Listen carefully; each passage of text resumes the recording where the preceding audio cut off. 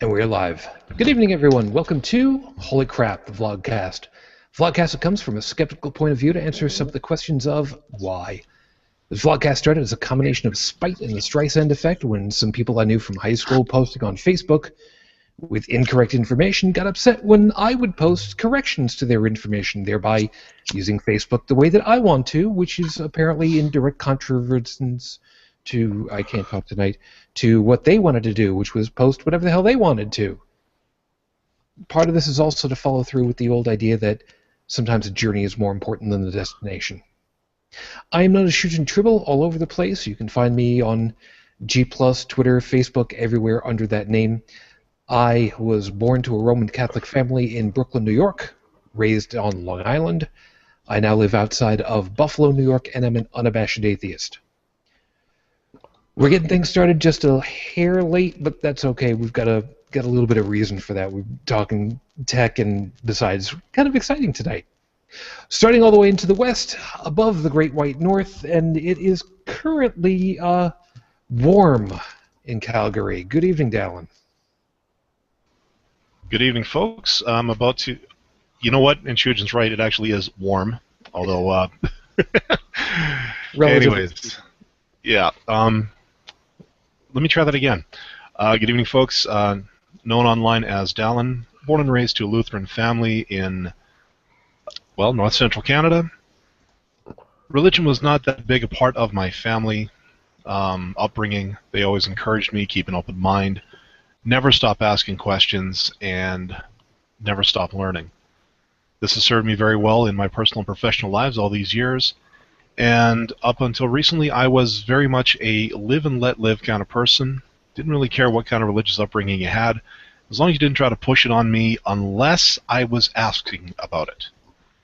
However, I started seeing what fundamentalist groups, cults, religions, whatever you want to call them, were doing to my friends in the South, as well as some of the influences up here, at which point I finally decided it was time to take a stand, and I chose to stand on the side of reason, rationality, skepticism, and atheism. Moving to the east into Ontario, where it is significantly colder. Good evening, heretic woman, you lucky dog with your graphics. I know, and our spiffy. Good evening. I am, as you said, in Ontario, Canada. I started out in the United Church of Canada, which is pretty liberal, and then I made a lame move and went to a Calvinist sect. I don't recommend it.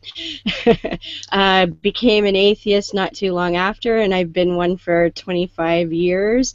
And these days I am kind of everywhere, and yeah, I'm just all over the internet talking about rationality, critical thinking, and atheism. Moving south of me at this point to Pittsburgh and Joey, who needs to take his microphone off of mute. Would help if I got the correct button going. Hi, everybody. My name's Joe. I was born to an Irish Catholic family in Chicago, Illinois. I was raised in southern Ohio and spent 8 years in the United States military. I am now living in Pittsburgh as an atheist. And just to quickly surmise this, heretic woman, what you're saying is you're the proverbial Schrodinger's cat. You are everywhere and nowhere all at once? That's right. You got it. Moving to the southeast, Unrenowned Tech. Hey, I was born in a mixed religious background, Catholic and Jewish, and I got a taste for both of them, got explanations on both sides, but none of it was ever orthodox, and none of it was ever really drilled into me. And questions were always allowed in my household. They were always encouraged. After many years of researching other religions, trying out even Christianity for a time, I realized it's all bunk. You know, it's just a big pile of crap. And I am an atheist. Moving across the water over to England. Good morning, Chris. Oh, good morning, Shijin. I'm Chris from England. I was raised sort of nominally Catholic, went to church for a couple of years, but it never really stuck. I've always had an interest in sort of science and reason and maths, etc. And then a few years ago, I started getting into the skeptic side of thing, the ghosts and Bigfoots and alternative medicines and stuff, and started seeing more and more on the religious stuff, and that's led me to be more active in the atheist community. And going across the channel over to Paris, good morning, Joseph. Who is still muted. Are you even awake? Joseph? Hello, Joseph. Something tells me his coffee did not kick in just yet. Monsieur Pepe Le Pew. Bonjour, Paris. Garçon. Croissant. Baguette. Croissant. Right. Latte. So, Apparently not. Okay, we will get to Joseph momentarily as soon as he gets back, but it's okay. Anyway, we got stuff that we're going to end up talking about. We're going to have a little bit of fun. We're going to have a lot of fun. We're going to have a lot of smiles. We're going to have a lot of raging, and overall, this will be worthwhile tonight. Those of you that are already watching live, thank you very kindly. By all means, feel free to take advantage of the question and answer system that you've got over there. And I'm going to fill you in on some of the cool stuff in just a couple of moments. But of course, as usual, with apologies to Noah and Heath, 5 minutes on the clock. I thought about what to talk about. I've got a usual kind of idea, but I didn't really flesh it out too well. So please excuse me that I'm thinking completely off the cuff on a lot of this at this point. I was lucky enough this past week, Tuesday night as a matter of fact, that I was recording with the guys from No Religion Required. And Bobby and Ms. Ashley, thank you so very much. I'm truly flattered that you guys had me on. The fact that I was on with them is not the piece that I wanted to make reference to.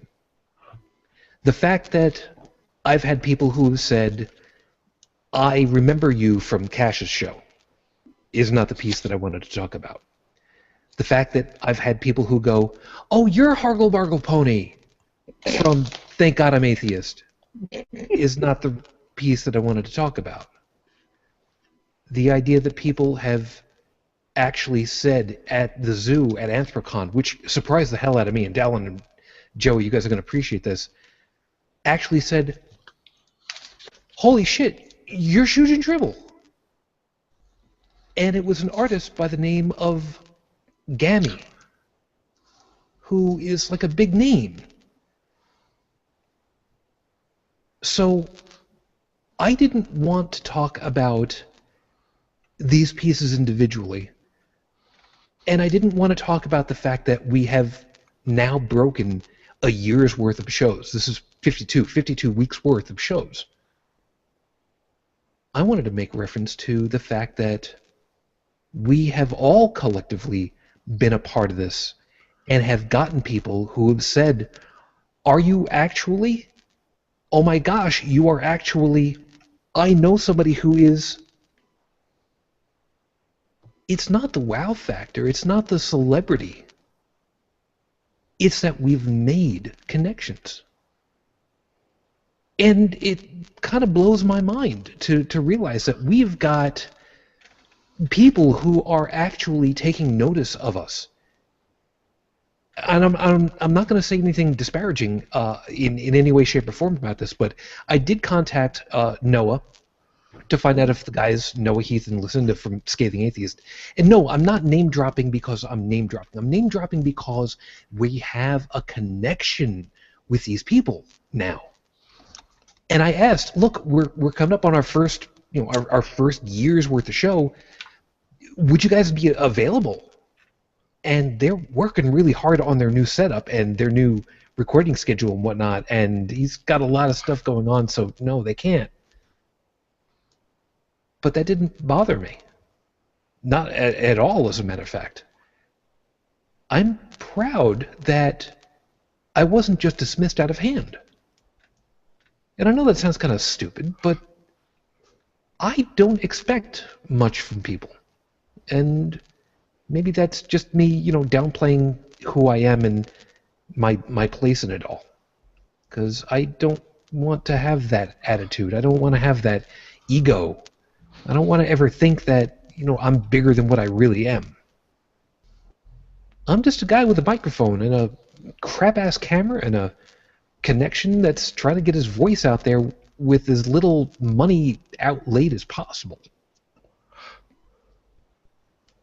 So, what I want you guys to think about for tonight, for this week, is that no matter what, no matter whether there ends up being any kind of support from lots and lots and lots of hundreds of people, we're not going to turn into anything other than what we are.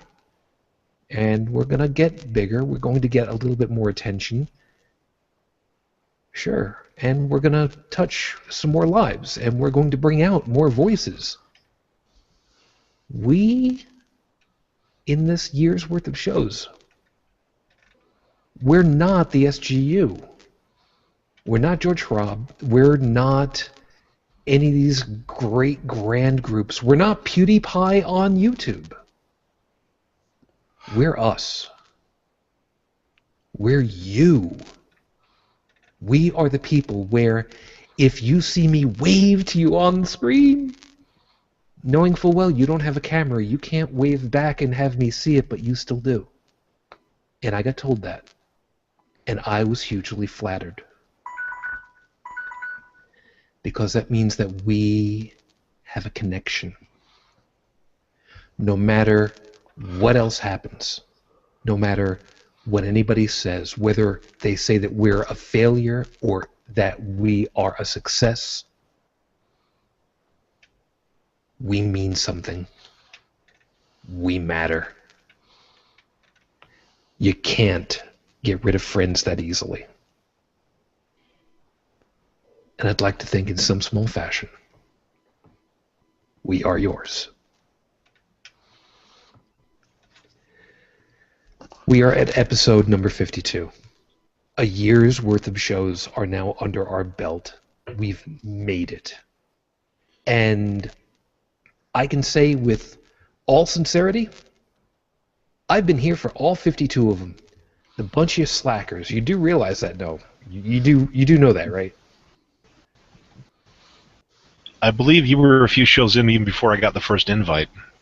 That could very well be, but the point of it is at least that we've made it, and I'm. Hey, Sujan, I've been here since the beginning, and you know that only extenuating circumstances have ever kept me from a show. Which would include falling asleep on the job. Yes, I full well appreciate I was still that. on the show, though. Yeah, you didn't even let that one stop him.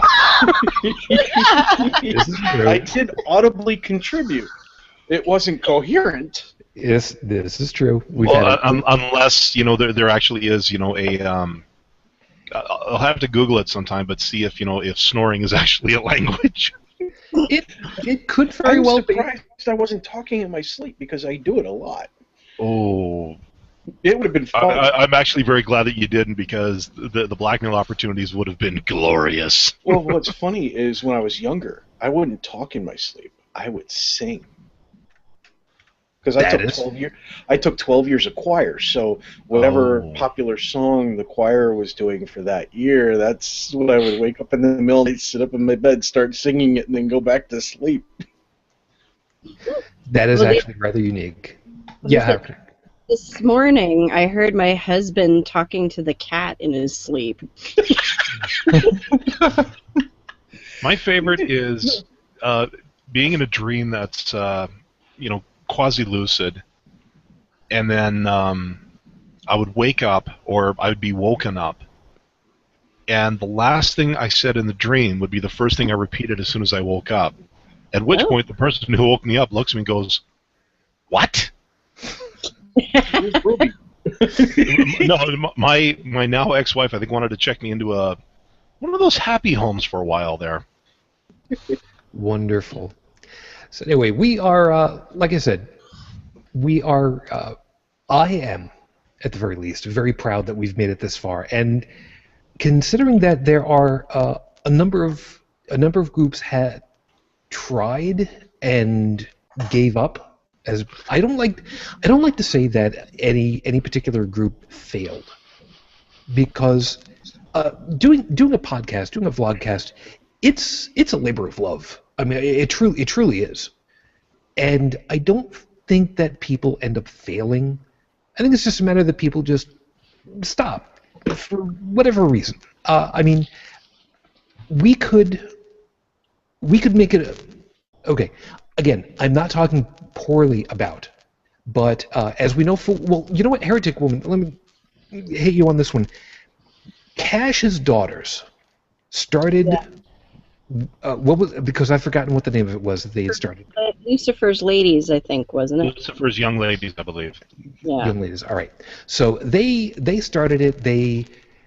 I thought they had an actually really cool idea, and it was just the daughters talking and kibitzing and talking through stuff, and poor Cash would have to edit like 3 hours worth of audio into an hour and a half show, which they had a good laugh about, and was just like, it's exactly what he loves to do. No, editing audio sucks. I've done it. It sucks. Yep. I will agree on you. I will agree with you 110% on that. Yep. Because one of the shows that I was doing for a while was the flashback newscast, and the audio portion of that, I would try to. It was supposed to have been a half an hour show, and it was audio and video up on YouTube. And it was about 3 hours of pre-production, then 3 hours of post-production, which included rendering video and then taking the audio and then chopping it down into a constant bit stream so that it came in at 10 megabytes or less. Because that was the hosting limit that I had. And trust me, getting an audio file at a constant bit rate, you can't do variable, at a constant bit rate, to be 10 megs exactly for a half an hour show took some creative editing. And the sound quality when you get to that point, it was good enough. Was it video record or cassette tape? It was better than AM radio. I'll go as far as to say that. It was better than AM radio. It wasn't hugely great, but it got the point across. Does anybody else remember that on Winamp, back when it was like the most popular MP3 software out there possible? They had, when you wanted to rip, they would have the bit rates, and they would compare it to FM radio, AM radio, cassette tape, records. Yep. He's finally got his coffee. I've been using Winamp forever, and it's the only thing I like to use on my computer. I did like it for the longest time, but lately I've been trying to use it as a media player, like at work, because I listen to a lot of music and stuff at work. Yeah. And it's just not clicking right. It's just not working the way I'd like it to. I still use it to play Sujin's Wednesday night 80s bash. Yeah, as the streaming thing, I'd say that and VLC are probably two of the best if you're looking for like shoutcast type stuff. Yeah, I use VLC for video, but for audio. And the reason I like Winamp is I have control over where the music comes from more so, because I have MP3s that are from 1998, and the meta tags are shit on them.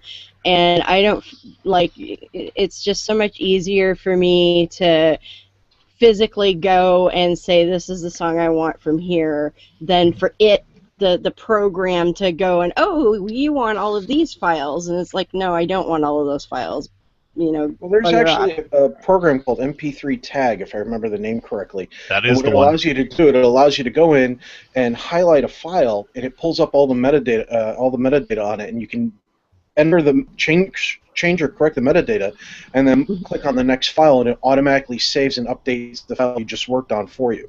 We'll have to keep that in mind. By the way, since you are finally here, Joseph, You're a little behind schedule. Let's guess your coffee did not get finished being built, did it? Hear that again. And you I'm thinking what happened was he was heading to the coffee maker, and Pastor Manning stopped him and tried to do a sermon. Don't do that while he's in the middle of it. I regret that. Okay, look. Earlier this week, I was derping around on YouTube as I normally do when I'm waiting on progress bars at work, and I came across. I've mentioned before a young gentleman. Goes by the name of Mr. Repsy, and he likes to talk gaming, skepticism, atheism. I know of him, yes. He's very well spoken, actually. I got to give him credit. Well, he one of his more recent videos, he was playing almost the entire thing from Pastor Manning. The first one he did, what he was saying, Starbucks promotes Ebola. So that kind of stuck in my head, and to the point where I suddenly realized I would have a very hard time trying to sift through some of this stuff, like both on YouTube and like today I was watching Atheist TV, listening to some people. And it actually gets to a point with me, I have to stand up and walk away. Because I'm going to throw something. Like, I just cannot... I just rage out at the abject stupidity of some people. Have you guys seen the latest video from Pastor Manning? Oh, yes. Oh. Well, of course I was tempted by homosexual activity, but I didn't do it. The last one I saw was when Cenk was interviewing him, the guy from the Young Turks. And there was something about homosexuality. Well, I was in prison for 3 years. I'm like... Yeah, that's the one. Yeah, but there's something I got to wonder, though. Now... he sort of got his claim to fame with the whole Starbucks thing based on an article that was pure satire. I mean, the thing... Yeah. They admitted it was like, these guys are like The Onion. Yes. When they published it. And yet, he's been going on and on about it. Everybody knows about it. They know that this guy has been making a grade A, weapons-grade facepalm of an individual of himself. Anybody who's interviewing him now, are they just trolling his ass? I gotta know. Yes. But if he's that much of an idiot, then why the hell not? Look, I'm not criticizing anybody trying to troll him. I'm just, let the rest of us know so we can all snicker, If you listen to the questions they were asking, it was awesome. Oh yeah, it was. Do you think like ISIS and Al Qaeda are a good thing? Yeah, and he's like, well, yeah. And he's going, hell yes. Yeah, and then, you seem to think that a lot of people like the taste of semen. Well, I think a lot of people think it's really tasty. And look, I'm gonna close that whole piece off before we completely lose our coffee drinking contingents and just go with the. Is this going to finally end up with the whole joke about I inhaled but I didn't swallow thing? That's what I'm wondering. Well, if they're really putting semen in the Starbucks coffee, I think plenty of people swallowed. We'll see. Yeah. We need to get Joseph in here properly because you have no audio, my friend. Again. Dude, what happened? Did Pat Robertson come around? Your lips are moving, but we don't hear any Francais. You would hear more if you guys would give him the chance to talk. Oh no, it's not that. Nope. Yeah, je n'écoute pas. I forgot the pot. I've been away from French. See, when you're looking at the interface, Joseph, and you're looking at your picture, on I believe everybody's own picture shows up on the bottom right-hand side of the screen. When you talk, you should be seeing some green dots go up and down, and if you're not seeing that somewhere, your microphone has been muted, whether it's been done through the... There you go. Wait a minute. Hey. Do we have you? Yeah. He cleared his throat. There you are. Good evening. Good morning, Joseph. Good evening. Had to get that frog out of his throat. No, that wasn't a French euphemism. He's stuck in the frog, I'm afraid. Let the poor guy get his introductions in. Good morning, Joseph. I was actually talking earlier. I just assumed you guys weren't listening. No. Go ahead and properly introduce yourself, finally. I have to introduce myself. Again. Joseph, I'm originally from London, Ontario, Canada. not far from Heretic and yeah, well, I moved here to Paris in around 1989, and I've been here ever since. But I'm doing everything I can to promote critical thinking and yeah, spread the disease, so to speak. It's the cure. Considering what's been going on this past week or two, that It's not the best turn of phrase. no. But Now, anyway, on a No, positive it's not, note- is it? What? Yeah, I had a magazine that was called Virus, but anyway, I remember that. maybe it's an allusion to that. You know, on a positive speaking about viruses, there was a megachurch out in the Midwest here in the States that was completely anti-vaccination, and a whole bunch of the people there got the measles. I remember. And now they're backpedaling and they're saying, listen, you know, if you do it and it's good and it helps you live longer, it's obviously God's will. So no, you know, let's go ahead and get your kids vaccinated. And it's like, don't you think that's a little late, asshole? Yeah. I've got an idea. Anybody can say anything about anything until it happens to them. So, Yeah, but I just that's had a thought. that's one question I have about these anti-vaxxers and all these people going on about this. What do these people get from doing that? Why are they doing that? They get attention. yep, and we'll get to That's all that it. in a second. Dallin, go ahead and say your piece because I got stuff I got to take care of also. Okay, I'll be really quick. Just had an interesting thought. You're talking about anti-vaxxers, and what Joseph said. They're spreading the disease. What if there was a way you could sort of market atheism as the next plague, and then get a couple of just hear me out on this. Then get a few marketers together to put together, and of course it's going to be a placebo. I mean, we're talking 150% woo, but it is the anti-atheist vaccine. But then roll into it the anti-measles and all the other vaccines all in one shot. Well, all the Christian anti-vaxxers will be lapping that stuff up like a cat laps up milk. You save the world, you save the world, and the FFRF makes a mint off of it. Well, until one kid turns out to be an atheist, and then they sue the manufacturer because it didn't work. And the worst part about it is there's a certain there's a certain level of what's the word I'm looking for here morality that needs to be crossed over in order for that to take effect. We're all heathens. We don't got no morals. You know that. I saw a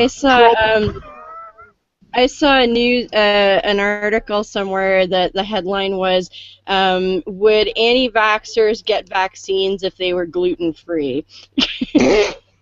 Funny enough, funny enough you say that one because I got to hit on something. By the way, I have some information for everybody. So first Piece of off, paper. yes, a piece of paper with Sharpie on it.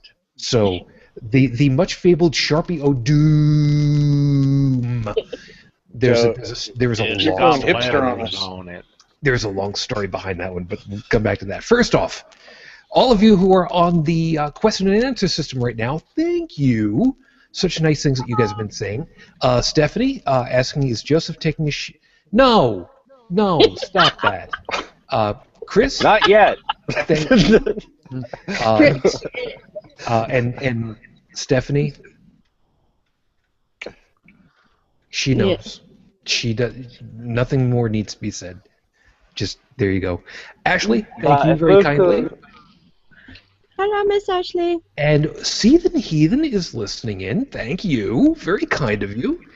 And I think we've got everybody listed over here. Chris, Ashley. Yep. Mainly, yeah. And Joseph, Seethan wants you to do some mime for us. I think that's already been done. No. What do you want me to mime? I don't know. He I'm just gonna said mime Joseph. I'm gonna mime getting Ebola. Perfect. Exactly. So, here is the information that I have for people, because we have actually we have made the first big steps on turning this show into basically a thing, an actual thing. I currently have in my hands the list of the places where you have an official presence for Holy Crap, the VlogCast. So, those of you that would like to take advantage of it, here they are, and I will see about getting this stuff actually working and available properly. There are a couple things that are still missing. We got to fill in those holes to really complete this all. But currently, you can find us on Twitter at HolyCrapTV.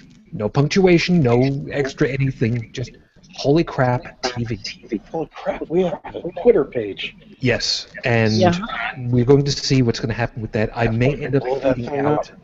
I may end up feeding out part of that to some of you guys so that you can help out with that also, but that's for later. Well, I haven't been on Twitter in a while. Apparently, I have 283 new Twitter tweets to read. It's okay. All right. On YouTube, the account and on Gmail, the account will be holycrapthevlogcast@gmail.com.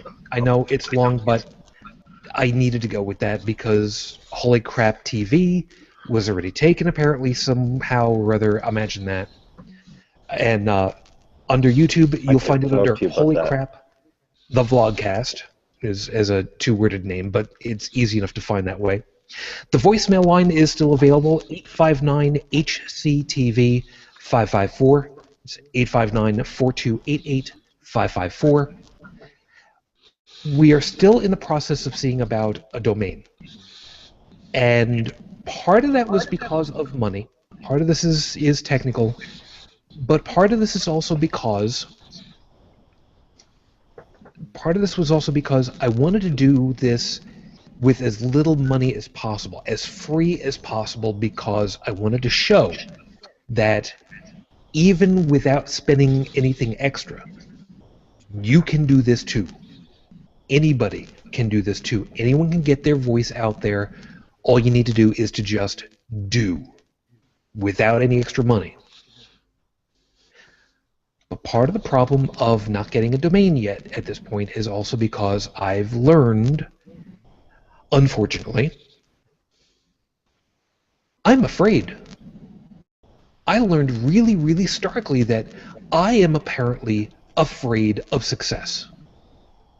And I am, for some stupid reason, afraid that once I make that last crossover, once I go ahead and get us a domain and get that set up, that we're going to be successful. Dare I say popular. And for some stupid reason, I've got a real problem with that. And I don't get this. I'm afraid of getting the ego thing going on and thinking, you know, hey, we're big time. Let's get the whole, you know. And I don't want that. And some stupid reason, I've got this pathological fear about that. How dumb is that? We've got an actual opportunity of bringing out. We brought Ashley's voice into the mix. Not me, not us. We collectively, not the show, because she ended up over on Atheist on Air, and has made the rounds, and her voice is now available. And how cool is that? And Dallin, I'm sorry I interrupted you. Please, by all means. I was going to say, I don't think we are ever. I don't think any one of us on this panel. I know I risk a lot by trying to speak for everybody here. I don't think any of us are going to get that rock star thing going. Oh, no. No, but I think it's because. But the reason I say that is because it's been my experience that the only time you start to get a swollen head, this head, okay, just let me clarify that. Yeah, the only time you start to get the inflated ego is when you start to have people sycophantically telling you how awesome you are until they get to the point where you believe it. Yeah. And I think most of the people in this community, most of our audience, most of our peers would all just say, "You're doing this? Good job." And leave it at that. They would pay us no more compliment than we would pay them. As in, I like your show's good, I laughed at this part, I cried at this part, I asked, what the hell were you thinking when you said this? You know, when is Dallin going to lose some weight, etc., etc. But to my point, I mean, I get the fear of success. I know, I believe me, I know where a lot of shit can go to your head. But I think between all of us here, we'd all be level-headed enough to just, if this thing does become that thing that you're thinking about, okay, how about T-shirts for everybody? Mm. Or better yet, custom coffee mugs, something like that. But no more. We just keep doing what we do because we love what we do. All Yes, I can Jason? add is just you'll be fine as long as you remain your own worst critic. That Yeah, is and as too clear. podcasters, not to toot my horn, but I've been in this business for a few years. This whole podcasting thing, you are always your own worst critic. Okay, so wait a minute. Hold on. So if being your own worst critic makes you a somewhat decent human being, Pat Robertson is a piece of shit. Yes. Well, Going back to what I said about sycophantical people constantly, how do I put this gently? Stroking his ego. Let's put it that way. You keep Or other using these parts. big. You keep using these big words, Dallin. I do not think it means what I think it means. Tumaspoo, first off, thank you for taking the time to watch and even ask the question. What exactly is this? What you're looking at right now is a completely dirt cheap, less budget than the BBC originally gave Doctor Who in the 60s Oh God. of people who... We have that much? Yeah. A collection of people who are like-minded enough, who have basically said, we see things that you guys are talking about and we don't agree with it, and we're going to tell you why we don't agree with it. Things like vaccination denial, global warming denial, belief in a spiritual realm that has yet to be identified or proven, or even have an opening bid in the game to show that anything is there. We're the kind of people who will look at it all and say, does this really hold up under any kind of scrutiny whatsoever? And sometimes we find out, yeah, it does. Sometimes not so much. A lot of times not so much. Yes, Unrenowned. I was going to say, we also, on some occasions, demonstrate how we go about our thought processes, and in my case, I can't remember if it was the previous show or the one just before it. Heretic Woman pointed out something to me about the one of the of our space engineers, and I had made a comment talking about shirts versus tattoos, and after muddling over a lot of thought process, I realized that I was actually being hypocritical at one point, and so on the show live, I ended up changing my opinion once I realized in what manner I was being a hypocrite. And so it's a demonstration that using logic, as much as any of us may use logic, we still make mistakes, that we're all human. But we can change, and it's okay to change. Whereas many religions preach, they don't want you to change. They want you to think this way and only this way and never any other way but this way. Exactly. It's the only way they can have control over you. That's right. Yeah, and you know what? I think that's something that we should go ahead and touch on at this point, because we've kind of made a couple of references to it, and what perfect opportunity. And by the way, Tumaspu, if you would like to continue watching, please, by all means, we'd love to have you, and feel free to ask stuff in the Q&A. I do roll through it every once in a while and make sure that I'm keeping up to speed as to who's asking what. Some of the stuff that goes on over there is just conversation between everybody, so if I don't make any reference to it, guys, or if I don't bring it up into the active point, please forgive me. It's not that I'm ignoring you guys, far from it. As a matter of fact, we all look through it on occasion, and I don't know about the rest of you guys. I'm having fun looking at some of this stuff. Could you clear some of that up? Because some of that stuff we've already addressed. Some of it stuff was just joking around, that kind of thing. Can you clear some of that up? Because I know you have control.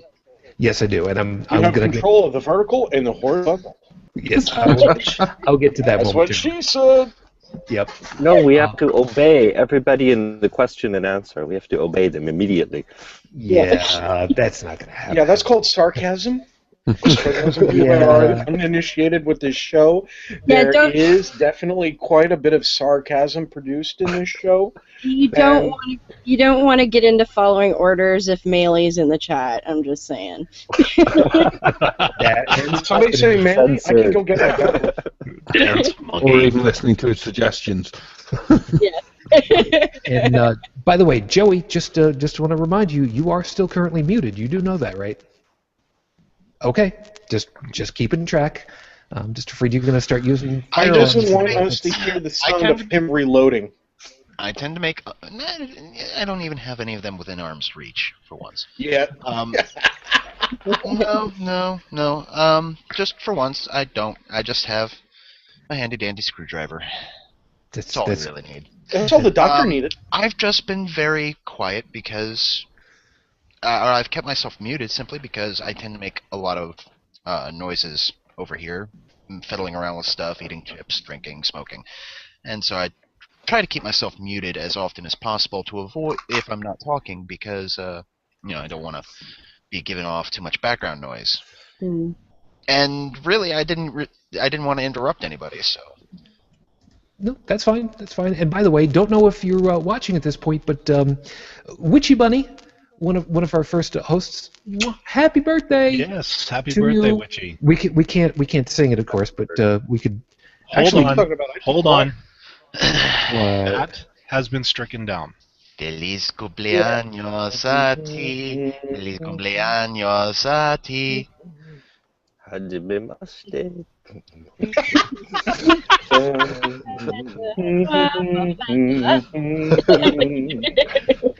There, it's done. Apparently, that song is public domain. Nobody can hold any copyright to it. So, but of course, this whole thing is going to proliferate for, I don't know, for how many years after the whole thing's been debunked. How long's the anti-vax thing been going now?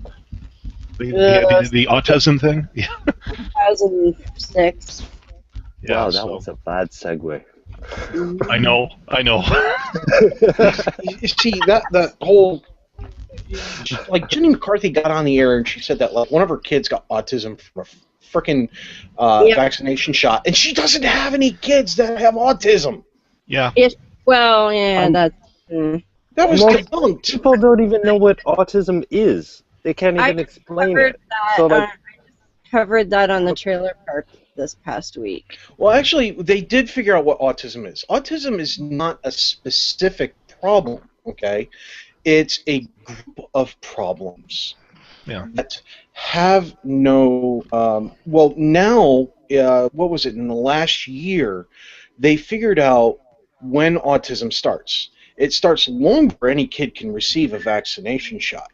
It actually starts in the developmental process of the brain. Some of the proteins twist the wrong way, or that they're processed the wrong way by the DNA instruction, and poof, you have some kind of problem, whether it's a learning disability or an extreme focus on one, which causes other abilities of the brain to basically atrophy.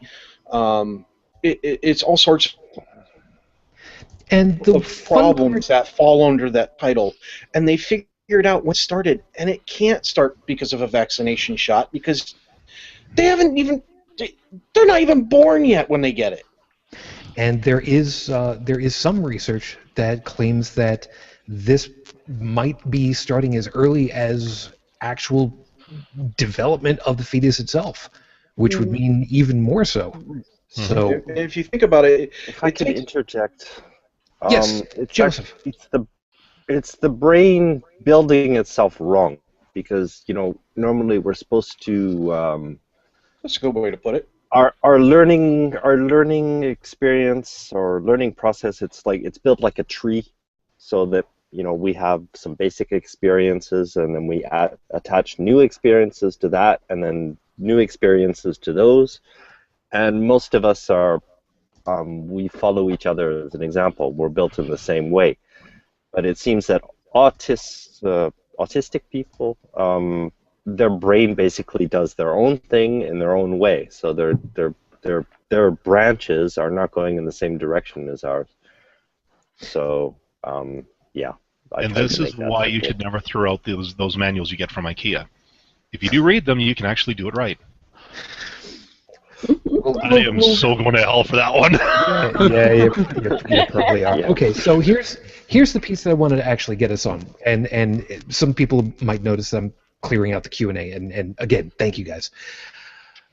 What's been mentioned is that, especially with Pastor Manning, who is a prime example of this, and it's not what you think, we've kind of talked about this and touched about this before, doubling down. Nothing is more annoying and fodder for us to go ahead and laugh at than people who double down. People, the only time you double down is when you've got two kings and you're sitting at a blackjack table. Oh my God, what the hell is wrong with you people? Chris, I want to hit you because you've well, first off, you've been way too quiet, so I need you to earn your keep. Who has been your favorite for doubling down recently on just dumb stuff? And if you say the Queen Mum, I'll be happy, because I'd like to know that she's still alive. She's not a meat puppet, right? I had no comment on that. Thank you, personal. Secret police. Yeah, it's. I would go with. Bloody hell. Sorry, my brain has gone. The Ark Encounter guy, who's now suing because he can't get his illegal tax breaks that he had got and then were taken away and should never have had it in the first place. And Pastor Manning, again, is one, but it's very, very easy to do because when someone presents an idea that you don't agree with or criticizes one of your ideas, it's very, very easy to become defensive and take it as an attack on yourself rather than the idea. And to lead into the doubling down, it's and it ends up going nowhere. And as we see with Manning, it's likely to just lead you into more and more wacky territory. Wacky territory. I could not think of a more politically correct way of putting the term batshit insane. Wow. Remember, keep in mind that Amish Wolverine angry. You wouldn't like Amish Wolverine when he's angry. It's true. Joseph? But for Pastor Manning, keep in mind that he's basically, as long as everything's okay with his own choir, so to speak, he'll continue doing that. Because for him, for his following, he's got the media as a witch, as in witch hunt, and in his from his pulpit, from his he can preach to his following about the media and all the bad things they're doing against him and how he's a martyr because of this, and so as long as they keep sucking it up. Does he blame Obama too? Actually, I know it's a different country. Actually, yeah. I'll reference back to that Repsion video I was telling you about. He goes on a tear about Obama that, he's so far into wacky territory, he doesn't even have any idea where the trail is to get him out. Mm-hmm. Like, That's bad. Honestly, I think he's at a point right now where he knows he's going to crash, but he's going at it full throttle so that he can just enjoy the ride all the way down. Somehow or other, I get the funny feeling he's already enjoyed the ride all the way down. A question comes through from Jeremiah. And Hi, Jeremiah. thank you very kindly. Oh, it's an opinion. Yes. Opinion question. Can Stephen Manning become... I didn't know his name was Stephen. I thought it was David. Pastor. Well, I thought it was Pastor, kind of like Pastor Roy, but... I thought it was Whack. Not. Oh, but Pastor Leroy. Oh, wait, sorry. I thought his name was. I thought his first name was, and I'm sorry, even though this is show 52, I thought his name was "fuck you" because that's what I've been calling him all this time. All right, you know what? Hold on. Let me stop you guys right there real quick. When they say atheists are like hurting atheists is hurting cats, they weren't kidding because with this panel, jingle some keys, and damn it, we're all distracted. Meow. Yes, damn it it. is. So here's Jeez.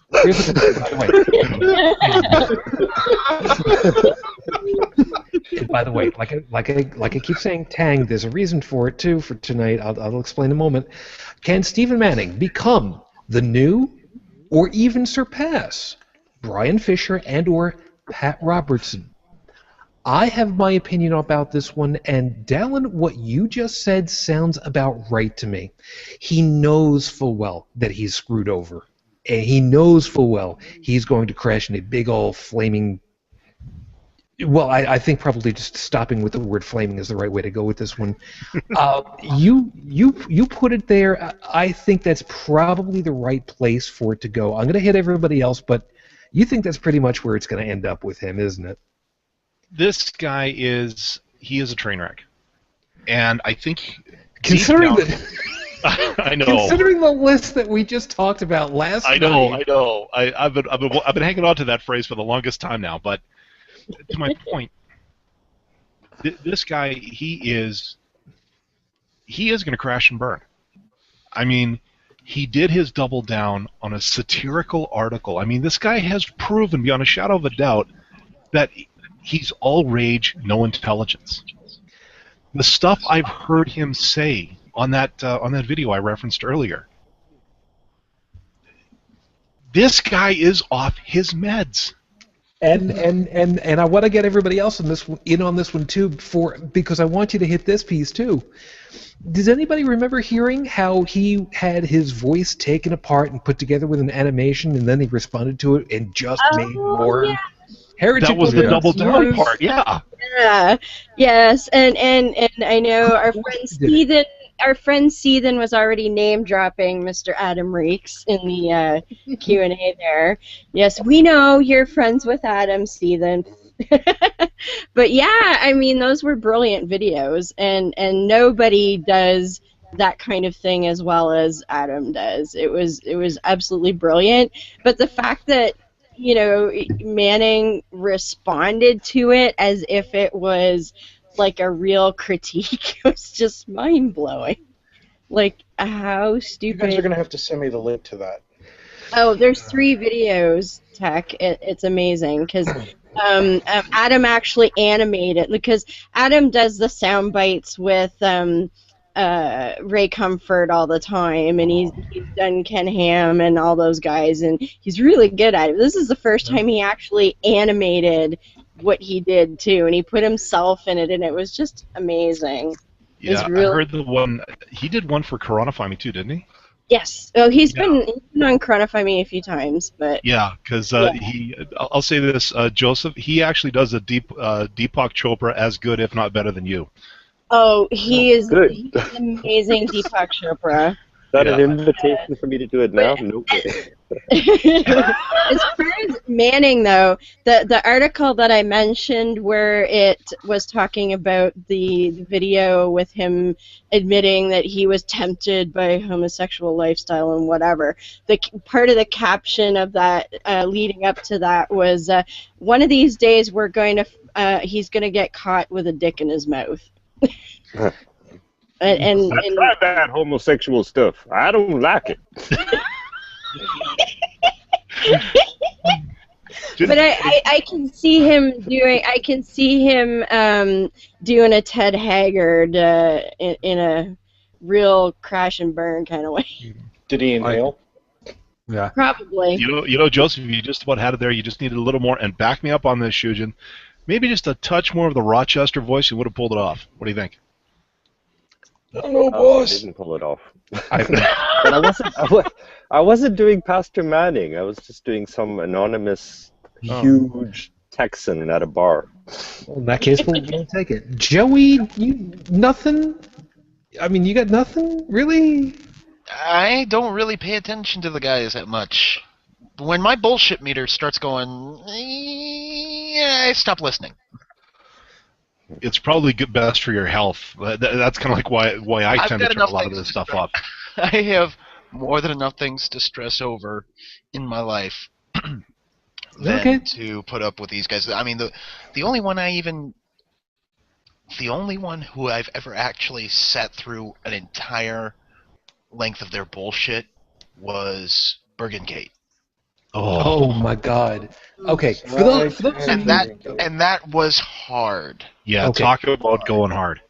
Okay, Oh, for those my of you God. that might be Chris. relatively new to watching the show, Sight and Bruggencate did a debate last year, 2014, with, and I use the term very loosely, with Matt Matt Dillahunty. Dillahunty.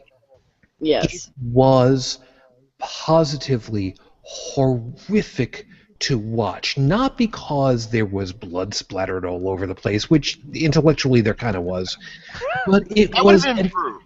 It true enough. It would have been like watching Left 4 Dead and had fun with it.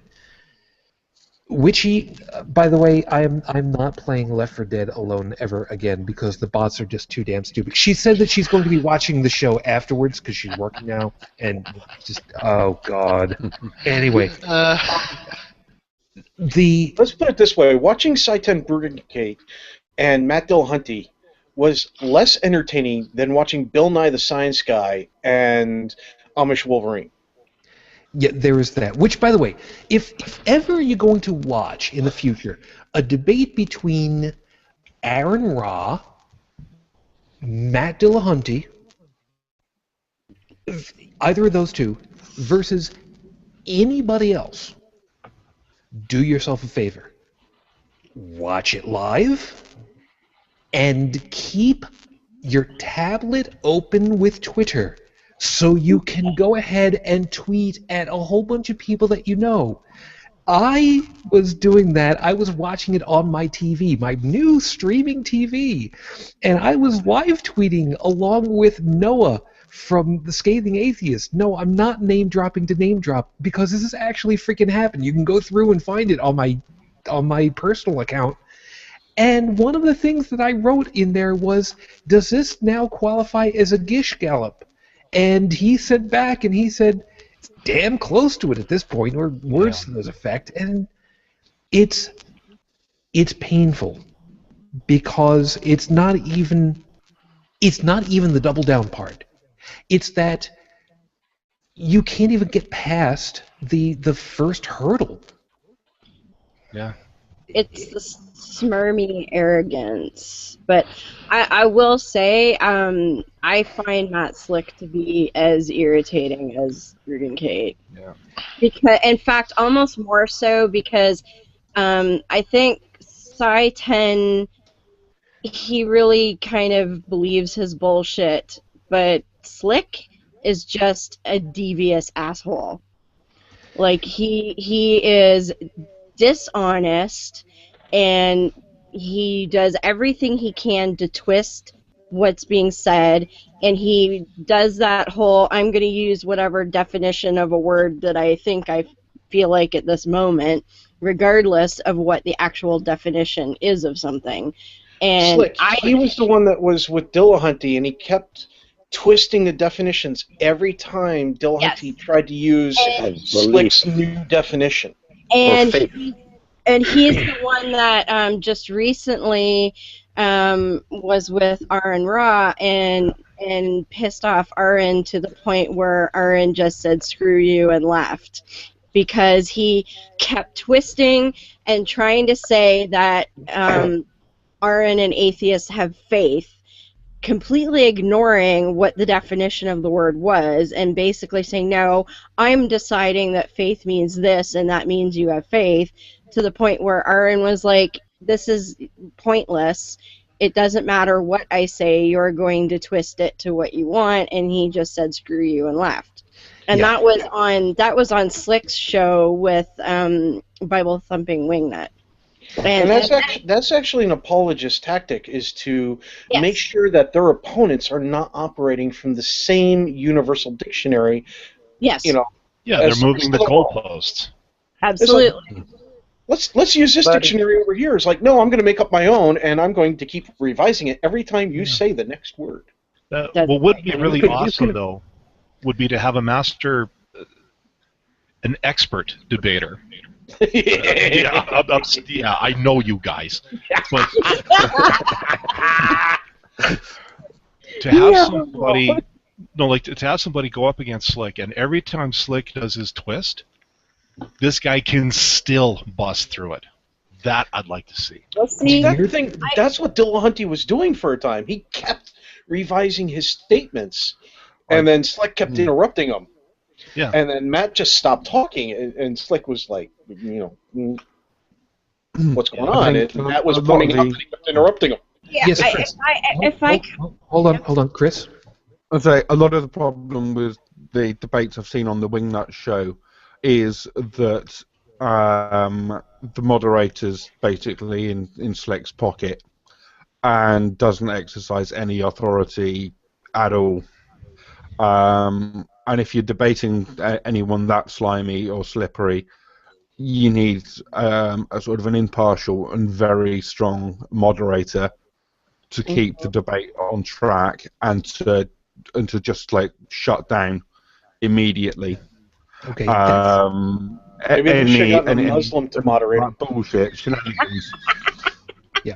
All right. Now, Chris, that's something I wanted to ask you about. Now, I don't know if you would specifically know, but one of the radio shows, one of the podcasts that I listen to is Intelligence Squared, off of National Public Radio, our public radio stations, which is, as they bill it, Oxford-style debate on America's shores. Their tagline. To the best of your knowledge, and again, you may not be specifically familiar, debate as a formal affair, whether Oxford style or whatever style, because as I understand, there are several different styles. What should a moderator's in a formal debate? What should a moderator's position and duty actually be? Right, in the normal sort of format of debate that I've seen, where each side gets an opening statement and a rebuttal, and then sort of a closing statement before then it may or may not go to open questions. The first part's fairly easy, is to set the question and then to keep track of time. Make sure it's not overrunning. It's in the question and answers, particularly if it's in a sort of free exchange between the participants. The role really comes in, and that's to help keep the debate on track, and also and to ensure that the debate continues in a sort of useful and productive manner. So if you've got someone trying to redefine the word faith, or resorting to elementary schoolyard tactics, they can have the authority then to sort of shut that down. And say, like, we are going to be using this definition of the word whatever, and then move, so it actually moves on, and you can discuss the issues rather than getting bogged down in this silly shit. Okay. Joey, I want to grab you at this point, because that brings up a piece that I know full well that you will understand and appreciate and be able to talk to directly. The need for having direct and accurate statements to convey an idea without it getting muddied. How critical is that? So critical that whenever we'd go on leave, they gave us this little card, kindly outlining, if ever you get stopped by anyone that may, for any reason, have any attachment to the media, here's things you're not supposed to talk about. And, it gives you even responses like, I'm sorry, but I am not an official who can represent on that statement, so you're going to have to talk to somebody else. And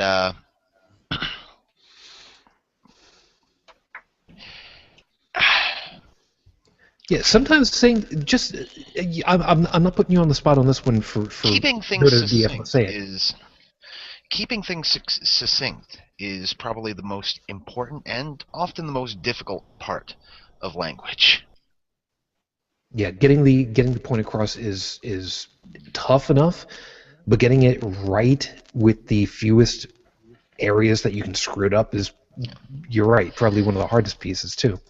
I mean, the wonderful thing about the English language is that there are so many words that we can use to really narrow the message down. The problem is whether or not those words are common enough in everyday language for people to actually understand what the hell you're talking about.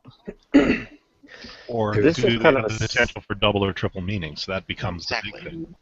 Yep. This is kind of a segue into there's one thing, seeing people get stuck up on one word in a debate. It's perfectly possible to explain an intention, because everything we say has an intention or a motive, otherwise we wouldn't talk.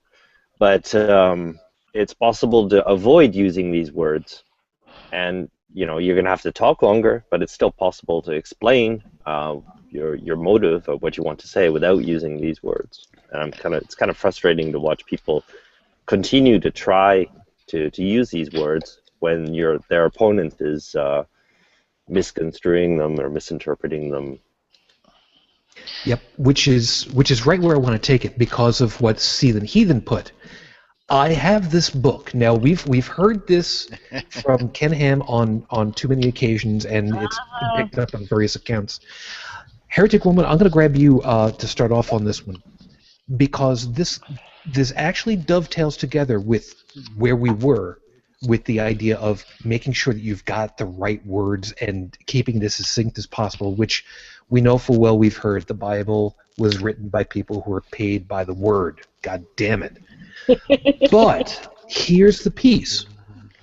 We have also heard on many an occasion, especially from, and I use the term only because it's biologically appropriate, Mr. Slick, who will use language in any way that he can and pull out, if you go to the original Greek or the original Hebrew or the original, whatever the hell it is, and we can't use the word original because we don't have, and we'll go ahead and browbeat you with a translation of who only knows how far back, and who knows whether it's accurate or not, because, well... Yeah. I know a lot of Greeks, but I don't know that many who can speak or understand, Greek of 2,000 years ago. Well, and that's the thing. And the thing is that I don't know that he has any kind of, degree in that. I don't believe he does. I don't think he's any kind of a linguistic scholar, especially. He claims that he does on his paper. Oh yeah, whatever. And I haven't tangled with him, but I've tangled with a couple of followers of his, and it's utterly infuriating when they start with that. And I've decided, I've been studying presuppositionalism lately, and I'm gearing up to be able to take on these turkeys. And I've decided that if and when I do engage with one of these guys in the future, I am not going to stand for that one iota. Like, if they come up with some stupid definition of something, I'm just going to flat out say, no, I'm not accepting that. Until you decide to use a proper term, that point is disregarded, period. It's just, I'm not going to put up with that crap, because all it is obfuscating and moving the goalposts and trying to confuse you about crap that has nothing to do with whatever it is that's being discussed. And it's their topic. Because if they get you second guessing what you're saying, then they look smarter and they look like they've actually done, accomplished something, when in fact all they've done is talk in circles and said nothing. Yeah, tech. Yeah, that's it. Their entire goal is just confusing and undermining your credibility. That's Yes. it. Mhm. Yeah. Tech, I want your opinion on this one too, because from a technical standpoint, and Tech and I have both done technical support in various different fashions. We've the stories we could tell, which we will. Digital Dog Cow, we love you. We Thank you love so you, much. Digital Dog Cow. We miss you so much. But from our past and present technical side, language, obfuscation of language, never mind freaking IKEA commercial level instruction. I mean, come on, how important is it to get it all straight the first time? Here's the thing about tech support. A lot of people, when they call tech support, they hear words that they're not familiar with. And the reason why they're not familiar with them is because they don't do that job. When you have a car mechanic working on a car, they use the terminology specific to the parts of the car.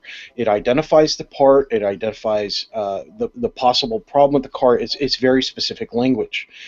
Tech people, in terms of computer techs, network technicians, things like that, we use specific language that can narrow down a single part in a computer, just like you would narrow down a part in an engine, because it can be just as complex. You can use a name for a part that encompasses a series of parts on a graphics card or a motherboard or something like that.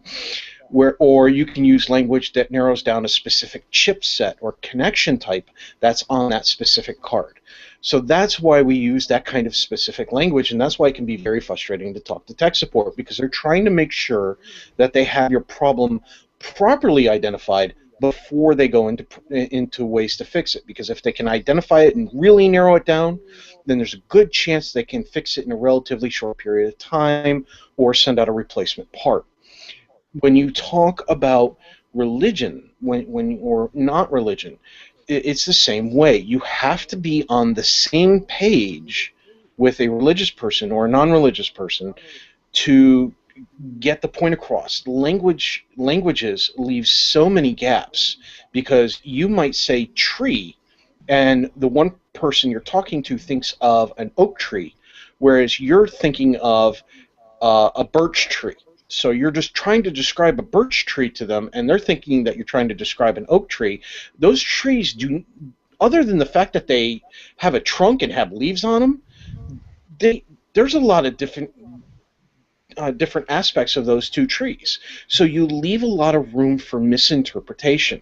That's why translators are paid so much money to translate between two different languages in countries and with politicians and things like that, because they're trying to make sure that when they do the translation from one language into another, they leave as little room for misinterpretation as humanly possible. Good. Stop right there. That's why it's so hard for computers to do it. Yes, stop right there. Exactly where I was hoping you'd be able to go. Joseph, that's where I want to hit you at this point. French has been considered for a long time, quote unquote, the language of the intelligent, the scholars. French has got such a wide variety of descriptors that go along with stuff that. So is Latin. True enough, but Latin is, as we know full well, French is relegated. Latin. Yes. Anyway. But at this point, French tends to be much more universal than pretty much anything else in a lot of ways in the scholarly area for translations and such. That's a leftover. When you were actually, you know what? Back up a second. How did you end up learning French? Was it something that was in your family? Did you learn it secondhand? Was it your primary language, and then you learned English? I don't think I ever asked this. We have to learn it. Well, yeah, in Canada, there's a bit of a paradox going on here, because in Canada we have to. It's by law now, isn't it, Deborah? We have to learn at least one or two courses. No, in high school. Oh, no, before that, I started in grade 3. We had French class in grade 3 all the way to high school, and you must take at least 1 credit in high school as well. Because my year was the last year where you didn't have to take French. The year after, everybody had to take it. So I took Latin instead. But I did, I did take French in high school. But and I'd like to go back and see whether we learned with a Quebec accent or not. But anyways, I totally forgot. But I learned here in France, and because when I came here, I was just coming for a vacation, and I just never went back. But, we'll try not to let immigration know about you hanging around too French long. has got, yeah, immigration. They're well aware of my movements. But That all just comes back around to the whole asking about what you were doing before you got onto the show today, and we're not can I going to just ask add about one thing about By all means, one go thing ahead. about yeah, French has got this reputation because don't forget that until I think it was around the 16th century, French was the lingua franca Yes. of the entire world. And I mean, even in England, you've got Dieu et mon droit as the emblem for what is it, Chris? I forget. Dieu et mon Sorry? droit. Dieu et mon droit. God in my right. It's written. It's Yeah. an emblem of. Is it the House of Lords? Maybe. No, or is it the Queen? I forget. I think it's the royal family. I will look it up here. In the Middle Ages and that, all of the nobility who would have interacted in any stretch with government and such would have absolutely learned French. The royalty, like if you were an English king that was going to, say, Spain, you would parlay in French. Treaties were done in French. Everything was done in French internationally. I love the way that you said it. You say parlay in French, all I can think of is some people playing poker or something. That's because I didn't take French. I took Spanish, and even then I was pretty crappy at. I speak franglais. See, I'm kind of mad, partly at my school, partly at myself, because when I went into high school, we had most language courses for American schools start in high school, and my options were three: Spanish, German, or French. I really would have liked to learn French, but the year that I actually got to start language classes, our French teacher had left, and they did not get a replacement. I hate it when it happens. And So you got the janitor. No, they just canceled the class. And with the two choices left, my brother had taken German, and I absolutely hated my brother. And so I took Spanish because the way I figured it, with the way North America's going, might be a good idea. And also, I ran under the assumption that, well, Spanish is one of the Latin-based languages. If I learn it, it might help me out with, the others, Italian, French, and it did, in a way. It does. However, I am very angry at myself, because now I realize that I have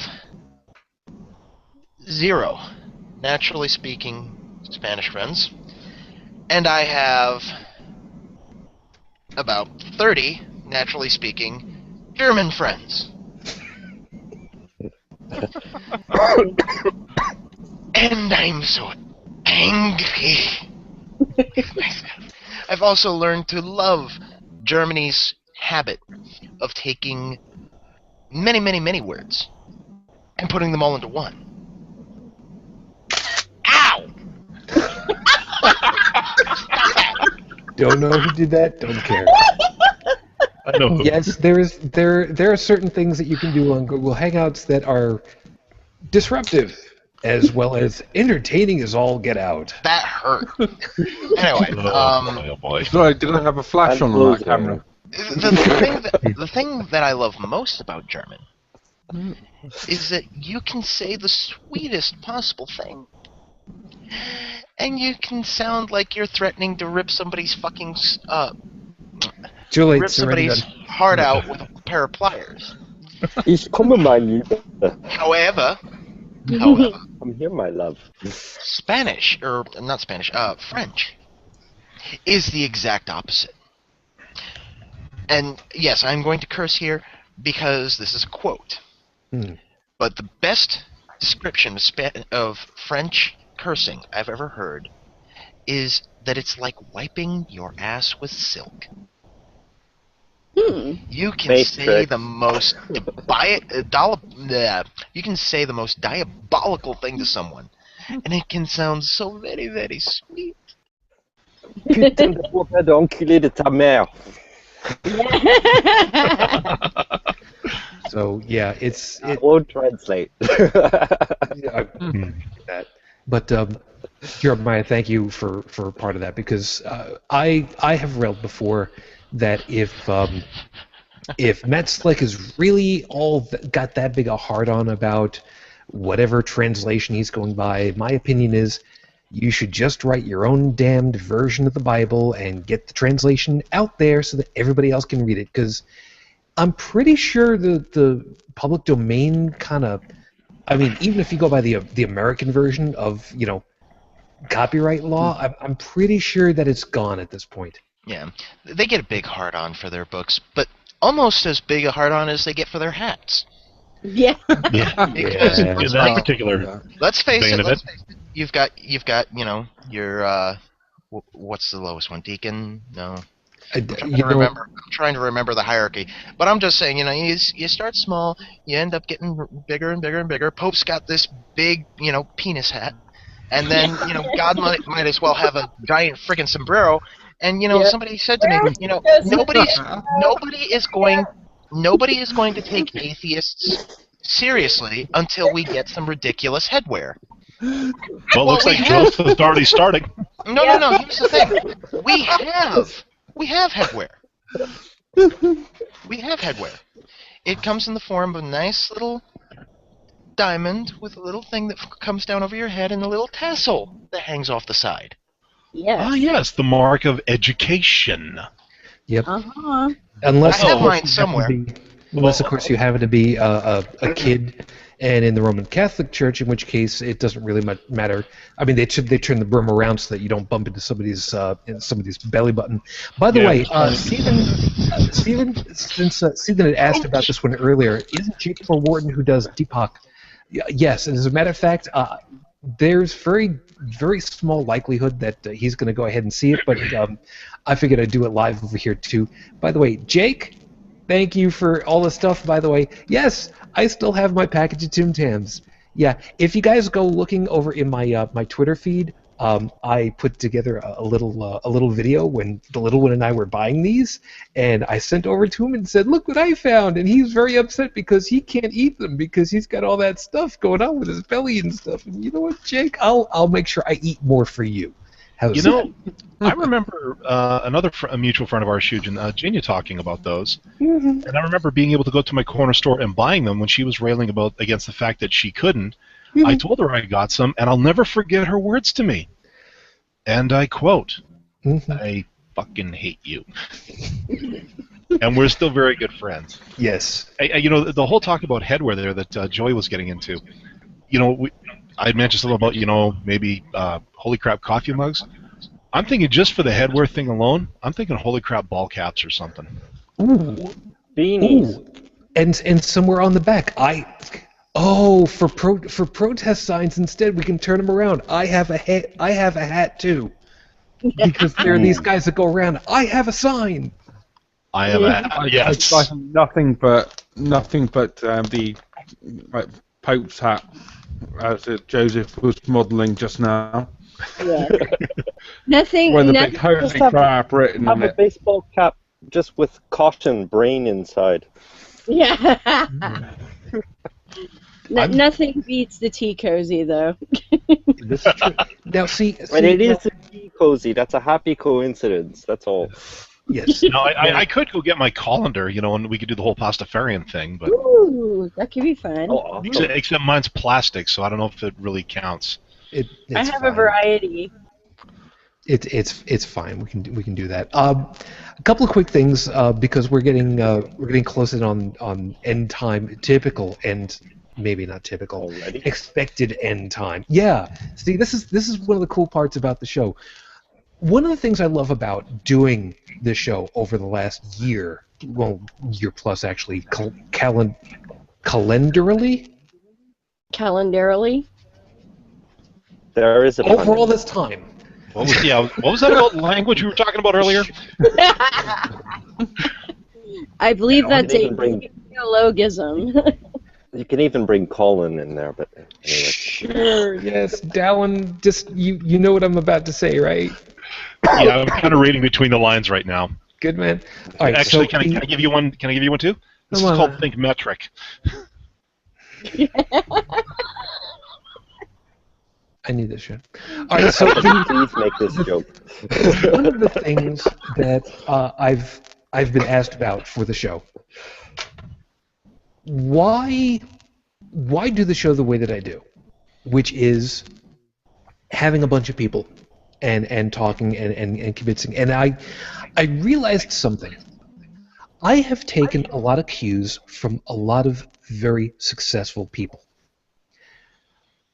One of them was, and you will not believe this one at first, Glenn Miller. Glenn Miller, when he was huge, well, actually, he died before that really ended. When he and his group would go out on tour, he told them, play what's written on the music and nothing else. Now, if you've ever heard any high school group play In the Mood, you will hear the saxophonists will play the same solo the same way every damn time, and that was intentional. Because Glenn said, when people come out to see us, they're not looking to hear you play. They're waiting for you to play the record that they have recently purchased, but played live. And that stuck with me because it was something that people understood, something that people knew and expected, and was fun and comforting for them and what they wanted. Glenn was smart on that. One of the other ones was my idol, Jack Benny. Jack, even though he was a comedian and his show was a comedy show, Jack didn't get the laughs himself. Everybody else around him had fun at his expense, and everybody laughed with the jokesters at Jack, who would just take it. And that was intentional. And when I talked with Miss Ashley, I pointed out, when I'm doing this show, normally speaking, I do very, very little discussion. I direct. I'm a traffic cop, but normally I don't speak a lot. I got the opening, I got the closing, I got a couple of pieces to kind of get people into stuff, but the power of this show is not me. Yes, I'm a traffic cop. Yes, I put it together. Yes, I tell us that we're going on and we're going off. And when all is said and done, the power of this show is in the number of personalities and the number of perspectives.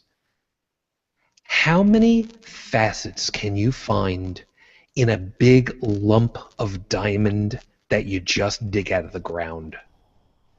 And then what happens when you shave all of those facets so that everything bounces around inside the way that we know of it now, to make it beautiful when light falls out of it? That's what this show is for. Because we look at everything and each of our facets go ahead and say, here's what I see. And damn, do I love being able to see all of what comes out of that. So that's why I wanted to take a couple of seconds, a little bit more than a couple of seconds apparently, because sorry, Bunny Trail. Yeah, Seth, that's your fault. That's friggin' your fault. I'm not dropping a name because we damn it, you guys, having come on If to we're this the whole diamonds, thing, you're thank the you. light. Ooh. What was that I was saying about trying not to get an ego? Really? You're gonna go ahead and do this, and I've warned you about this? Really? Just playing the same game. Thank you. In all seriousness, it's nice to have people who will say, "You're doing a good job." There is never too much of that. And I'm not saying that for myself. Because, like I said, getting other people's voices out, like Ashley's, for instance, perfect example, get those voices out. That's one of the biggest things, because we are the ones who are making everybody else see how beautiful all this stuff is. Which leads me to the pieces that I wanted to finish us off with, and I say wanted to very guardedly. Because Heretic Woman saw one of them, and I said that we were going to have fun, we were going to laugh, we were going to cry, we were going to rage. Well, there's only one piece left. My freaking Facebook feed of other people. I've making great pains not to respond to people's stuff on their Facebook walls, because if you want to post something, go right ahead, you post it. But I reserve the right to download whatever the hell it is and respond to it in my own way. This came through this week. If for some reason it is unclear for anybody who is listening at this point, it says, it is a t-shirt that is available for sale that says, "I'm not a widower. I'm a husband. My wife awaits me on the other side." Before I go ahead and absolutely rage quit all over it, because there's no other terminology for it, who would like to rip this one a new sphincter? A superfluous one at that. Ugh, that's so damn insensitive. Like, you're presuming your fairy tale on other people. It's like basically saying, well, you shouldn't be upset because my fairy tale is real. Crap. It's using somebody else's loss for advertising. That's the That most too. thing about Yeah. it. I can That sum was- this up. I can sum my reaction up, I think, in just one word. Go ahead. Oh, he's trying to share. There we go. That's about all I got to say. And which thank you for that. Yeah, Chris, you were going to say too. Yeah, I was going to say it's advertising someone's loss on that. The whole waiting for me on the other side. This is the kind of shit that you regularly see from sort of psychics and mediums and whatever. They're waiting for you on the other side. And I know we've done in the past a couple of shows on grieving on whatever, but this is one of the things that I don't like about religion is they're just waiting on the other side. I'll go and join them whenever, rather than actually dealing with the grief and moving on. And I just think it's a horrible. T-shirt's a horrible example of that, and a horrible, cynical example of marketing of grief. Also, I don't know who would actually wear that. Who would want to go around advertising on their chest that they've lost a loved one, and sort of constantly have people, commenting on that. Bringing it to mind again. The great ticket to martyrdom. Yeah, but, I lost my dad years ago. And regardless of whatever bend I had of religion at that time. We're talking, God, we're going on a very long time anyway. Regardless of that, I could not see myself, constantly walking around, say, with a T-shirt, with his face superimposed on it, and with a like an RIP down at the bottom or something like that. I couldn't see myself doing that because, well, it's like you said. Is this something you really need to be reminded of every single day? Yep. Like it. Again, I know I'm gonna blow the language barrier here. It fucking hurts. Yeah. There are still days I will catch myself. The mind just sort of wanders off in that direction. All of a sudden, boom. And I think anybody that's suffered loss hits that boom moment once in a while. I'm not trying to drill any nerves here, just so you know. I lost my dad 21 years ago.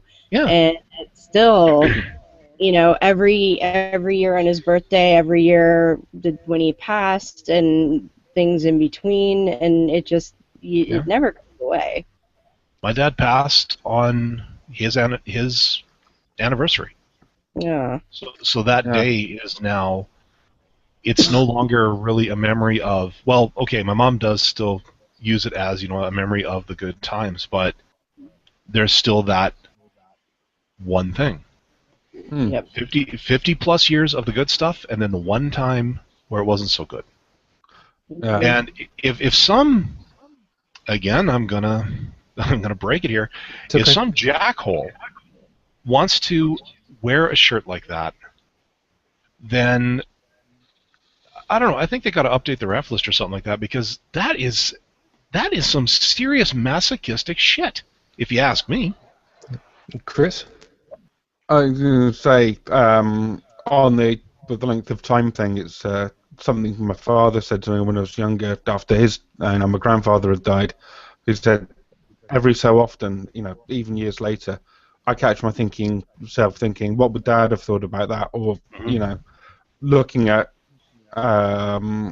someone mentions family history or something, and you thought, oh, I wish I'd ask someone like that, and and I'm finding the same thing. So now that all my grandparents have died, I keep thinking, every so often, not constantly, but every once in a while, I would think, I wish I could have asked them that, and I can't because they're gone. And for a couple of minutes it hurts, but and then or whatever it hurts, it brings it to mind again, and I can't imagine wanting to have that on your chest, out there in public constantly. Tech, did you want to chime in specifically?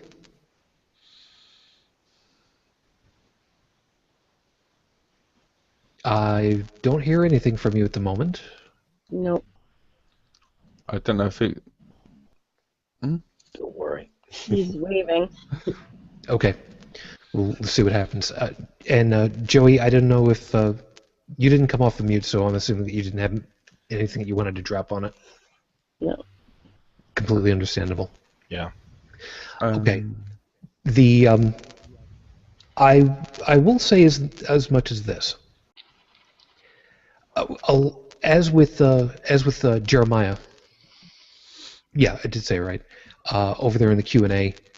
Yeah, those are probably two of the best words to describe it. Disgusting and sad. And yeah. And then I had to kind of think to myself, I don't wear that shirt. But I still wear my wife's ring. Now, I don't wear it on top of my clothing anymore. I have it hang down inside. Because to me, that's where something like that really belongs. It's your own personal pain that you have to accept and deal with one way or another. And I guess in a way it kind of, you remember how we had the line that Stephen Fry had about being offended. Mm-hmm. to a certain degree, somehow I think about that, and I think, isn't there a similar way of saying, okay, you've got your pain. Why are you making me share your pain, even tacitly? How rude is that? Where does your freedom of speech, where does my freedom to not have to listen to you start, basically? Well, that's where it gets to be kind of interesting, because, as we've said before, people have the right to say, here in the U.S., and I can't speak to everywhere more specifically, but generally speaking, we have the right to say pretty much whatever we want within certain boundaries. But if we're espousing opinions, generally speaking, you can pretty well get away with whatever. Something like this, I find it disgusting. I find it reprehensible. I find it an absolutely vile methodology to sell clothing, but will not stop anybody from producing it or wearing it. But I sure as hell ain't gonna be bothering to help. The fact that it exists means there's a market for it. Yeah. Unfortunately so. Yeah, Tech, welcome back. I'd say, if I can jump in on that, Joseph, not necessarily. There are, if you remember, was it a year or two ago, when all these, I don't know if you have them so much in America, but we have them massively over here. The T-shirts that say "Keep calm" and then whatever. Yep. Oh, yeah. Keep calm and carry on. From the old, taken was from the image of the Second World War posters. Mhm. There's one with a reference to rape on it that was up on a website, and Mike Hall on Skeptics with the K did an extensive breakdown of this. Yes. But basically, it was a print-to-order service, and they had a computer generated database that would match up various words according to certain rules, and they just put in a whole dictionary's worth.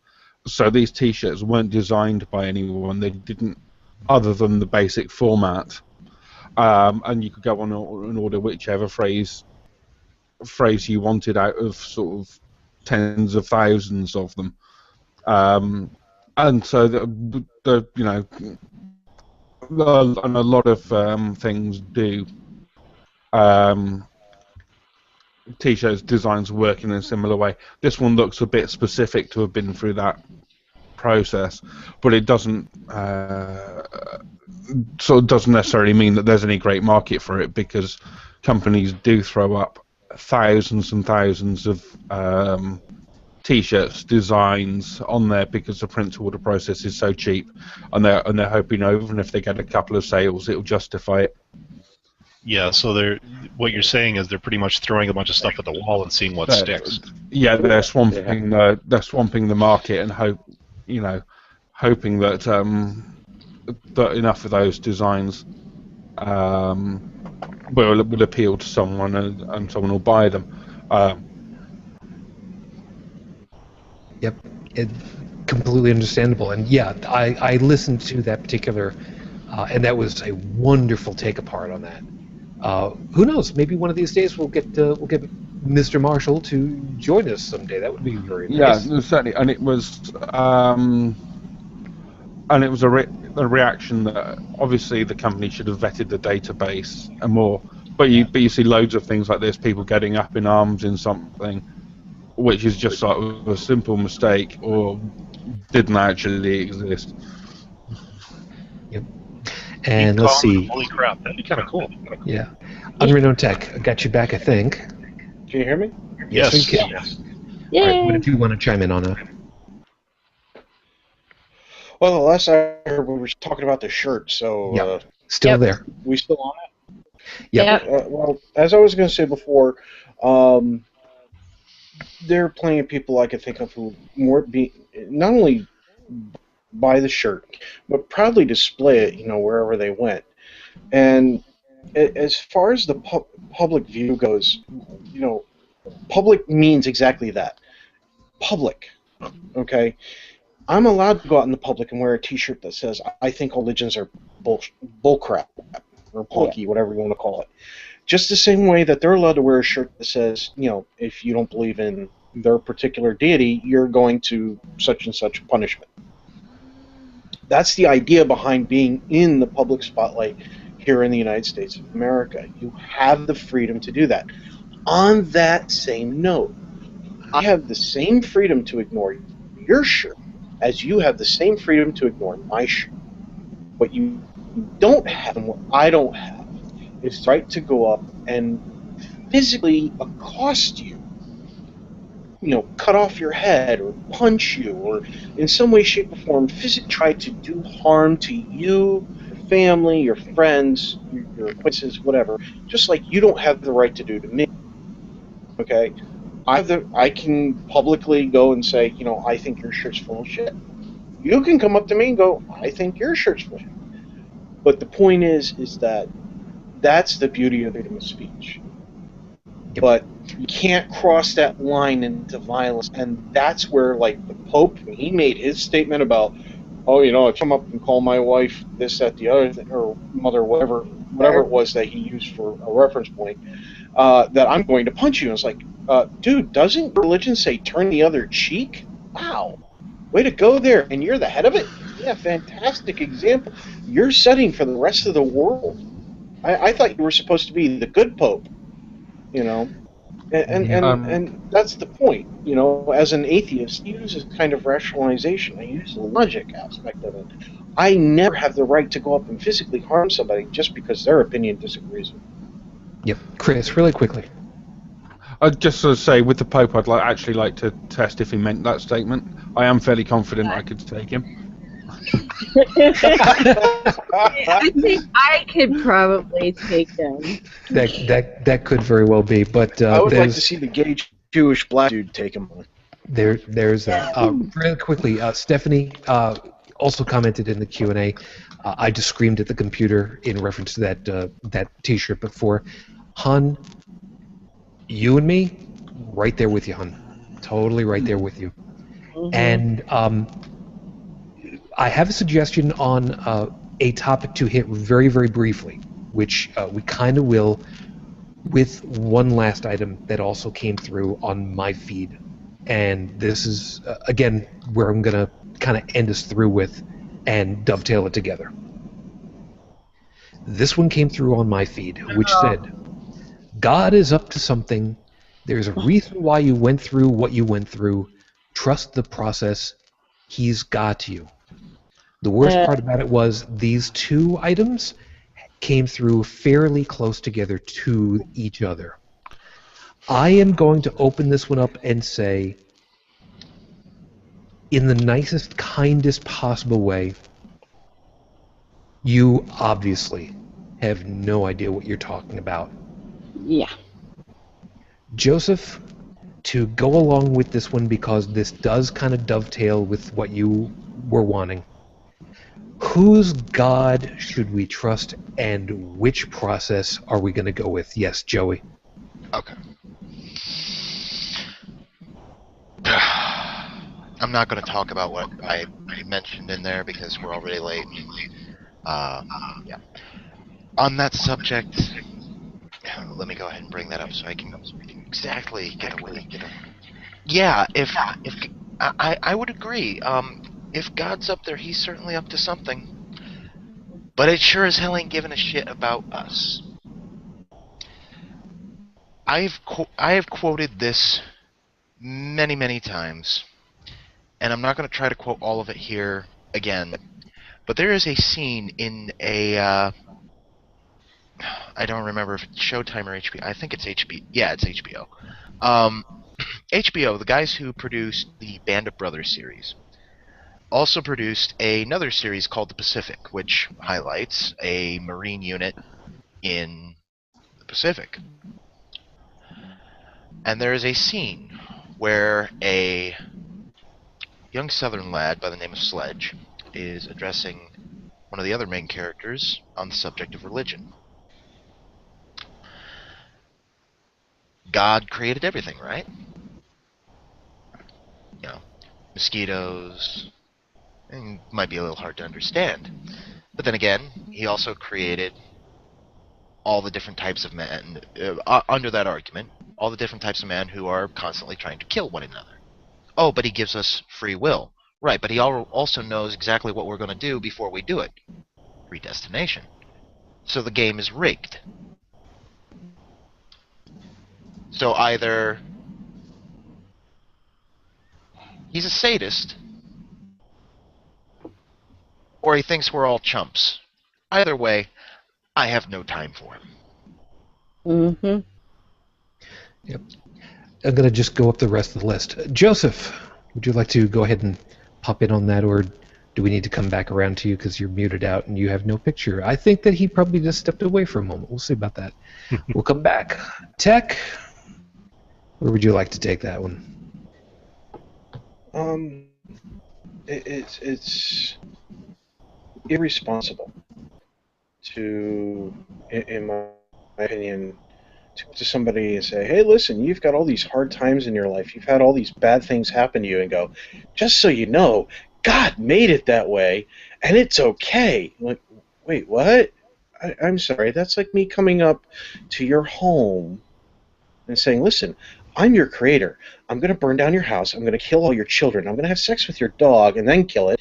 And then I'm going to cut off your arm and your leg. I'm not going to tell you which ones, though. I'm going to make you guess. But you are going to love me for it. I'm sorry. No. If there is a deity that greets us in the afterlife and asks me, hey, what'd you think? Well, if I can physically connect, they're going to learn exactly how much martial arts I actually studied. So we're talking about either very sadistic Q or whatever the hell his name is from Saw. Good. Makes perfect sense at that point. Heretic woman? But here's the thing: if there is a deity, I'd have to assume it's of like the deistic approach, that instead of worrying about all little minor details of the quote-unquote creation, it was more of a globalized event. We were part of it. We were either planned or unplanned, like many pregnancies out in the Bible Belt. Oh, did I say that out loud? And probably just doesn't give a shit, Probably doesn't give a shit. Maybe the stars were the big thing, or black holes, or the anti-proton, anti-neutron version, which would be a white hole, which are theoretical to exist and all that other shit. But that might be the point. We might be like a little child blowing a bubble with some soaples through one of the little magic wands. You could think of that as its own encompassing universe. Does she care that the bacteria that are floating in the air in the bubble are wondering about their existence, if they're intelligent or any? No, she made a little bubble. She doesn't care about the rest of it. She cares about the bubble being shiny. That's kind of it. That might be us. We might be in a giant bubble that, the bubble's shiny, but it eventually is going to pop. And nobody cares about what happens to the inside. They blow more bubbles. Heretic woman? Where do you want to go? This one makes me so angry. And the other one that I hear that pisses me off is, God only gives you as much as you can handle. Yeah, well, yeah. Yeah, the answer that I've seen on that one is, well, God must think I'm one hell of a badass then. Yeah. And like it said, if there's some God that's like, well, I'm just going to throw all this horrible, nasty stuff at you because I just think you need it for whatever character development or whatever. It's like, if you're omnipotent, you can come up with a hell of a better plan than that. So obviously you're either a dumbass or, as we've said, a sadist, or you're just, I don't know. But either way, I've said to people before, if God walked up to me right now, and if he's like the Bible God and all that, my response would be, fuck you, get lost, I don't want anything to do with you, and if that means you're going to smite me, then get it the hell over with, because I'm not giving you 2 seconds of consideration. Because being like that is disgusting and sick and doesn't deserve to even have a second thought if it existed. Dallin?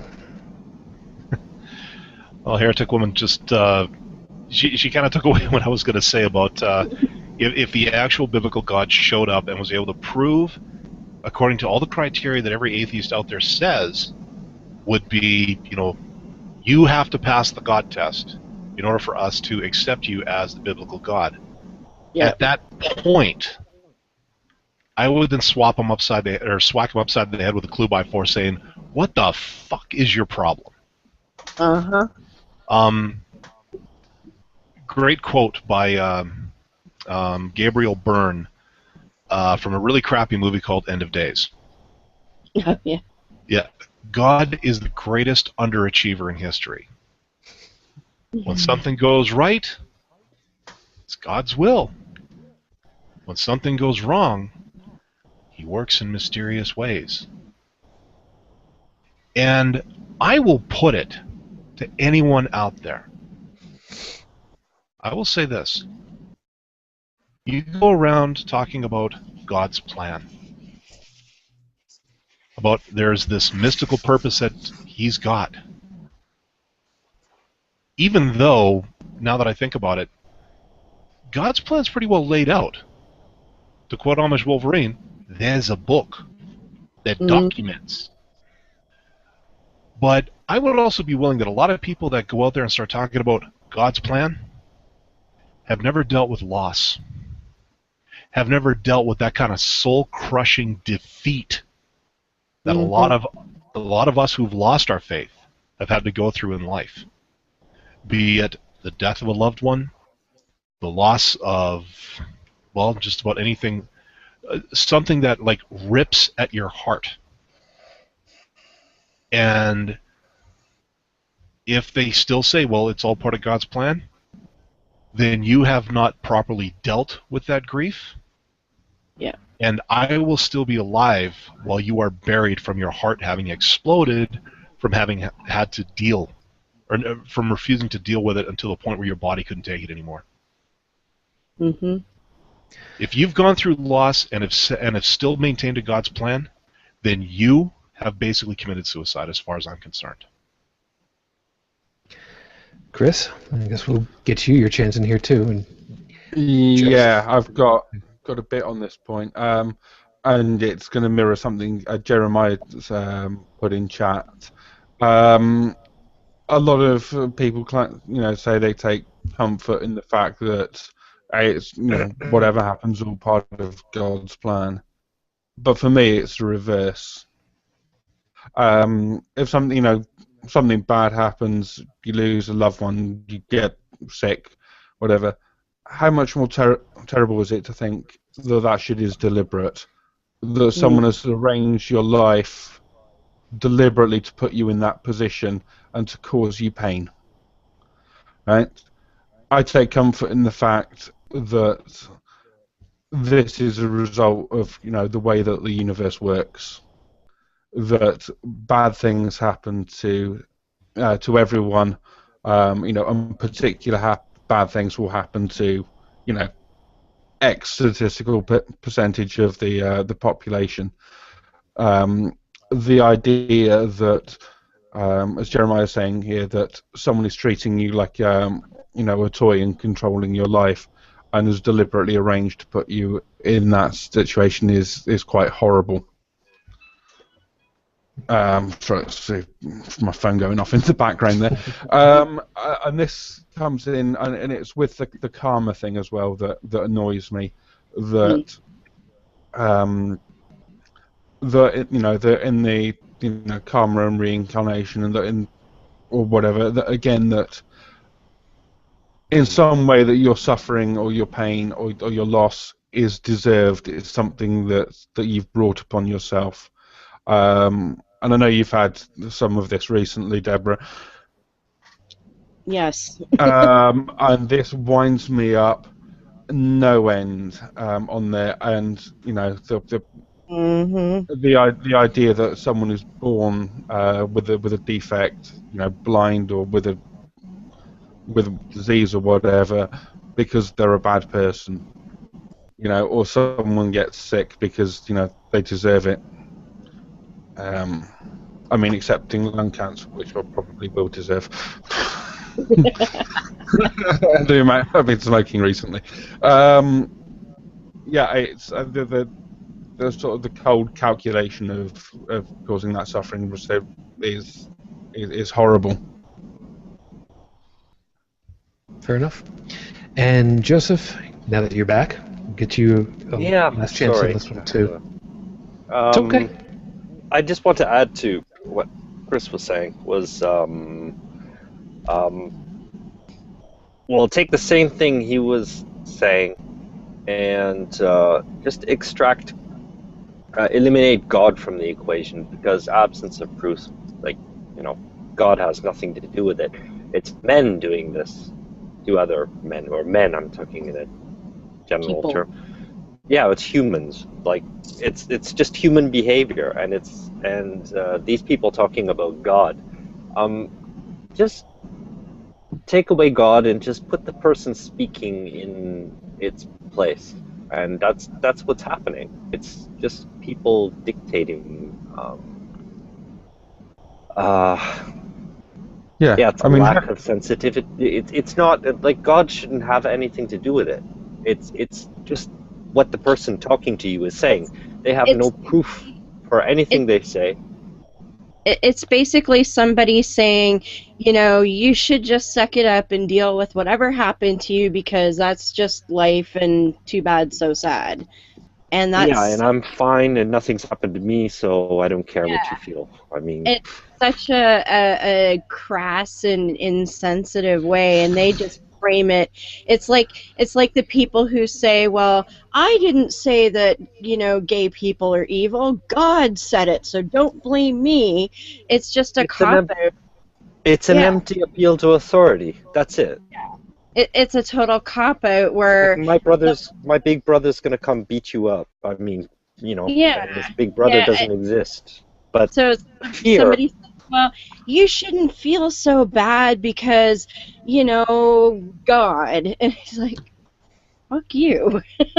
Anytime somebody says you shouldn't feel this way or that way, they're invalidating your emotional state of mind. Right. They're basically saying, you're not thinking right, you're not feeling the right things, I'm going to correct you because I'm in a better position to tell you how you should be feeling about something. Oh, fuck you, you're not me, you don't know how I feel until I express myself using the language that I know how to best communicate those feelings.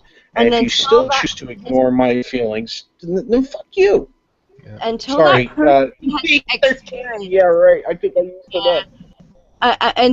that person has experienced what you've experienced, they don't have a right to say jack shit about anything. Yep. And for them to sit there and say that, you shouldn't feel that way, well, Tech said it. Yeah. Hold it. Joseph, I want to have you finish up your thought, because this is really getting me to where I want to close us out. If there was anything else you want to finish, if there was anything else. No, I pretty well said it. I just take God out of the equation. As long as they have no proof, whenever you're confronting somebody who's doing this kind of thing, just take God out of the equation. You've just got the person in front of you who you're talking with, and whatever they're saying is their position, and just take it like that. Okay. If I can jump in quickly on that. Yes. I was going to say, if you take it one step further with Joseph saying, if you take God's name out of that, what if you go one step further and you put anyone else's name in it? What if I were to come up to someone in the streets who's recently lost a loved one and tell them, I planned that, I arranged that? How are they going to react? And the second point was on what Deb was saying about unless a person's experienced what you have, they've got no right to sort of invalidate your feelings. Well, no one else has ever experienced what you have because they're not you. That's true. Yep, it's exactly where I was going to be going in a couple of seconds. Joey, you've got the last on this one. It just brought to mind something. As two of you are well aware, I've had quite a number of close calls throughout my short existence on this little mud ball. And every time when particular members of society hear some of those, they like to tell me, well, God must be looking out for you. You must have a guardian angel. God must have a plan for you. I'm sorry. I refuse to thank God for any of those situations. I give credit where credit is due. I give credit to the chemists and the factory workers who produced the Kevlar that kept the bullets from passing any closer to vital components of my being than they did. I thank the guys who built the truck with the added armor that kept the explosion from ripping my head off along with the front of the vehicle. I thank the folks who made the ammo. That may sound harsh. That's just the truth. And I thank the doctors who, when I was at my worst, did everything they could to gut me open like a fish, pull out what was not supposed to be there, and put me back together. I was going to say literally pull you back together again, but okay. Mm-hmm. If I could put in a note here, there's something that's come out recently by actually a Montreal group of researchers. They were looking into Mother Teresa's so-called claim to martyrdom. Okay, this is the very last item, though. Sorry? This is the very last item, though. Oh, yeah, sorry. Yeah, but the miracle that she was accredited with was actually the doctors. And the doctors actually published this. I'm glad somebody's putting this one together. Yeah, sorry. It's okay. I have something that I know that I want to pull us all together with to close us out, but I'm going to start off with this. This is a fairly prestigious piece. This is an actual flight patch from an actual flyer from the Air Force that gave this to me, who P-40s. flew with the Flying Tigers. Now, he is a modern flyer. He was actually flying an A-10 with them, and at one point he was worried that he was going to be one of the last of the Tigers who have a long and prestigious career. I'm not in touch with this flyer as much as I would like, but he is still family for me. And that's kind of where I wanted to end us off with, because of something that Jeremiah had also put in the Q&A. And it's not going to sound like it links together, but trust me, I will pull it all together. He put, actual relevant, I know right, which I'm assuming that's what it's supposed to mean. You used shorthand. Theists trying to define, quote, atheist for you, and saying, quote, you're really an agnostic when you don't play their game. Actually, he means irk. Irk. The word irk. It's something that annoys him. Yes. Okay. So I'm a little too used to looking at people using typo-e's now. All right, whatever. So, actual relevant irk. It's not a real word, whatever. Anyway. But here's where I'm pulling it all together. This pilot that I know is part of my family. no matter what anybody else wants to define me as, I define it. Just the same way that the rest of us define ourselves by how we describe ourselves. And there are a number of people who will just go ahead and say, well, you define yourself by what you do. And in a different context that was used in a movie. And it doesn't really much matter, does it? It's what we feel about ourselves. It's how we want to portray ourselves, whether through actions or words. It doesn't really much matter. What matters is how we think that we are. And even that's not quite right. We can define ourselves however we want. And even delusionally so, in some cases. But that's still real to us. Whether it's delusional or not, it's real to us. The same way that believing in a God, as far as we're concerned, is delusional as far as we're concerned because of the way that we think of it.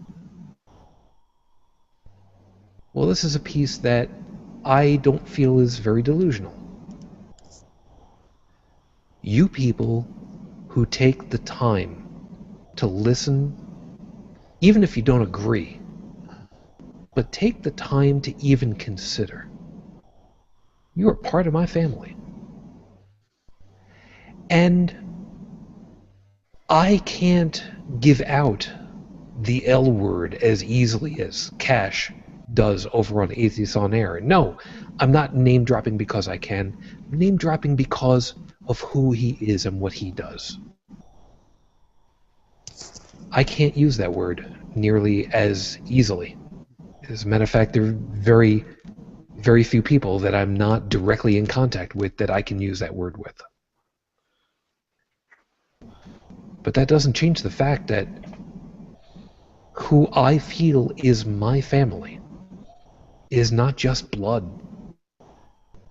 Who I feel is my family are the people that care.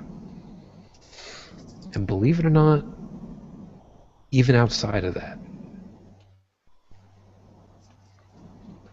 my family is humanity. The people that I'm close to are just even more so.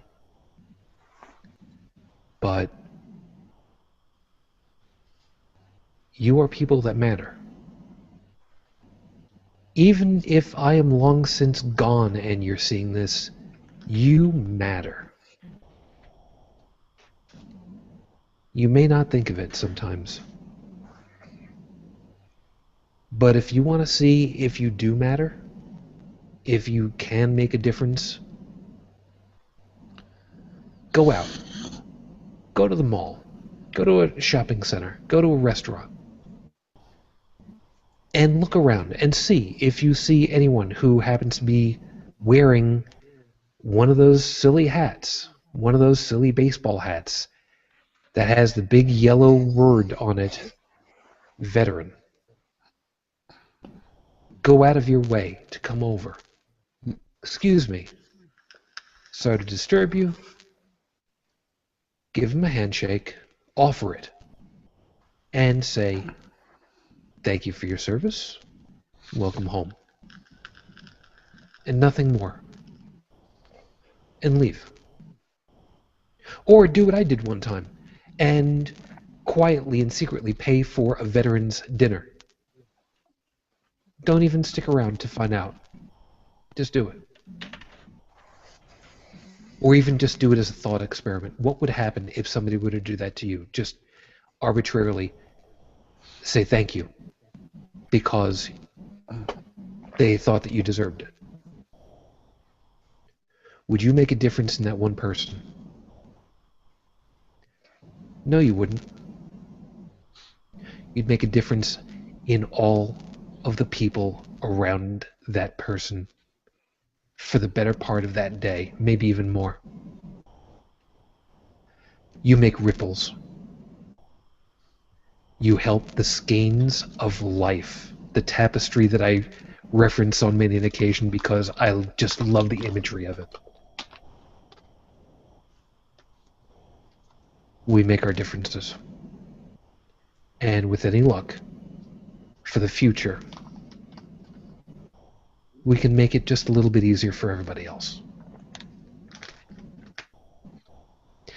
As always, thank you so very much for taking the time to stick it out with us. I know this was a little bit of a longer show, but of course, as always, we know that it's not exactly a sexy group show, but we think that the perspectives that we've got are worthwhile, and we sincerely hope that you've enjoyed our time tonight. As always, thank you to the panel. Chris, thank you, of course, very kindly, and good morning.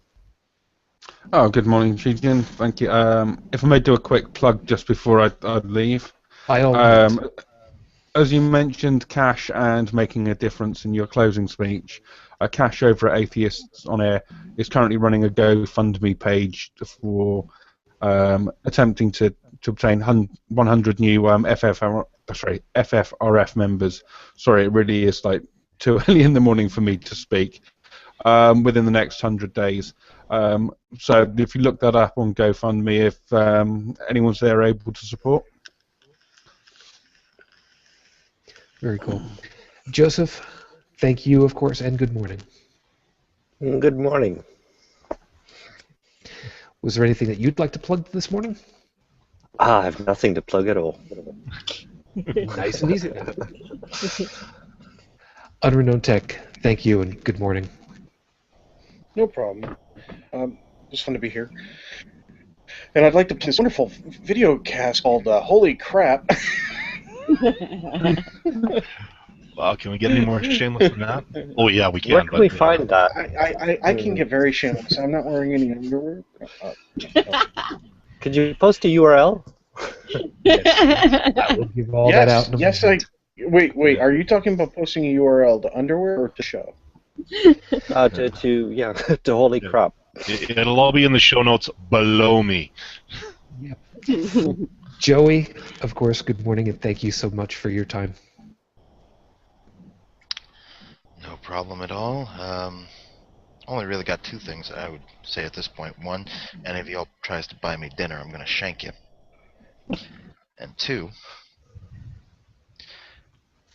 I don't want to talk too much about this because we were already at the end of the show, and I really didn't want to put a lot of time into this anyway because I don't feel right giving them the time.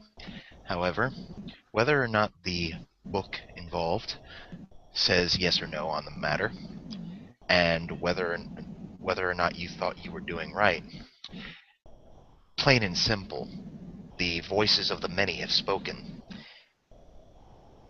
Even your fellow men over there say, you done fucked up.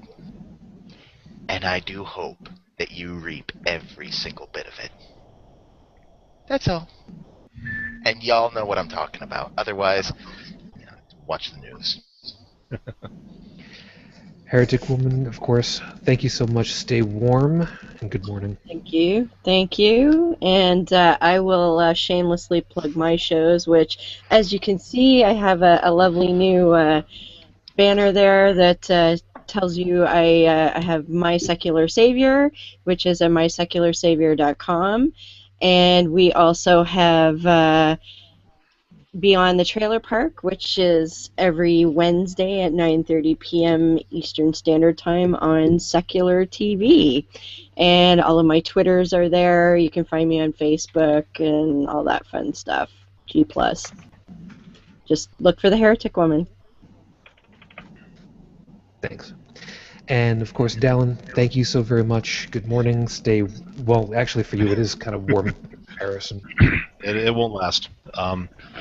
But yeah, thanks for having me. I will be. I'm going to be a little more active on the new Holy Crap Facebook page.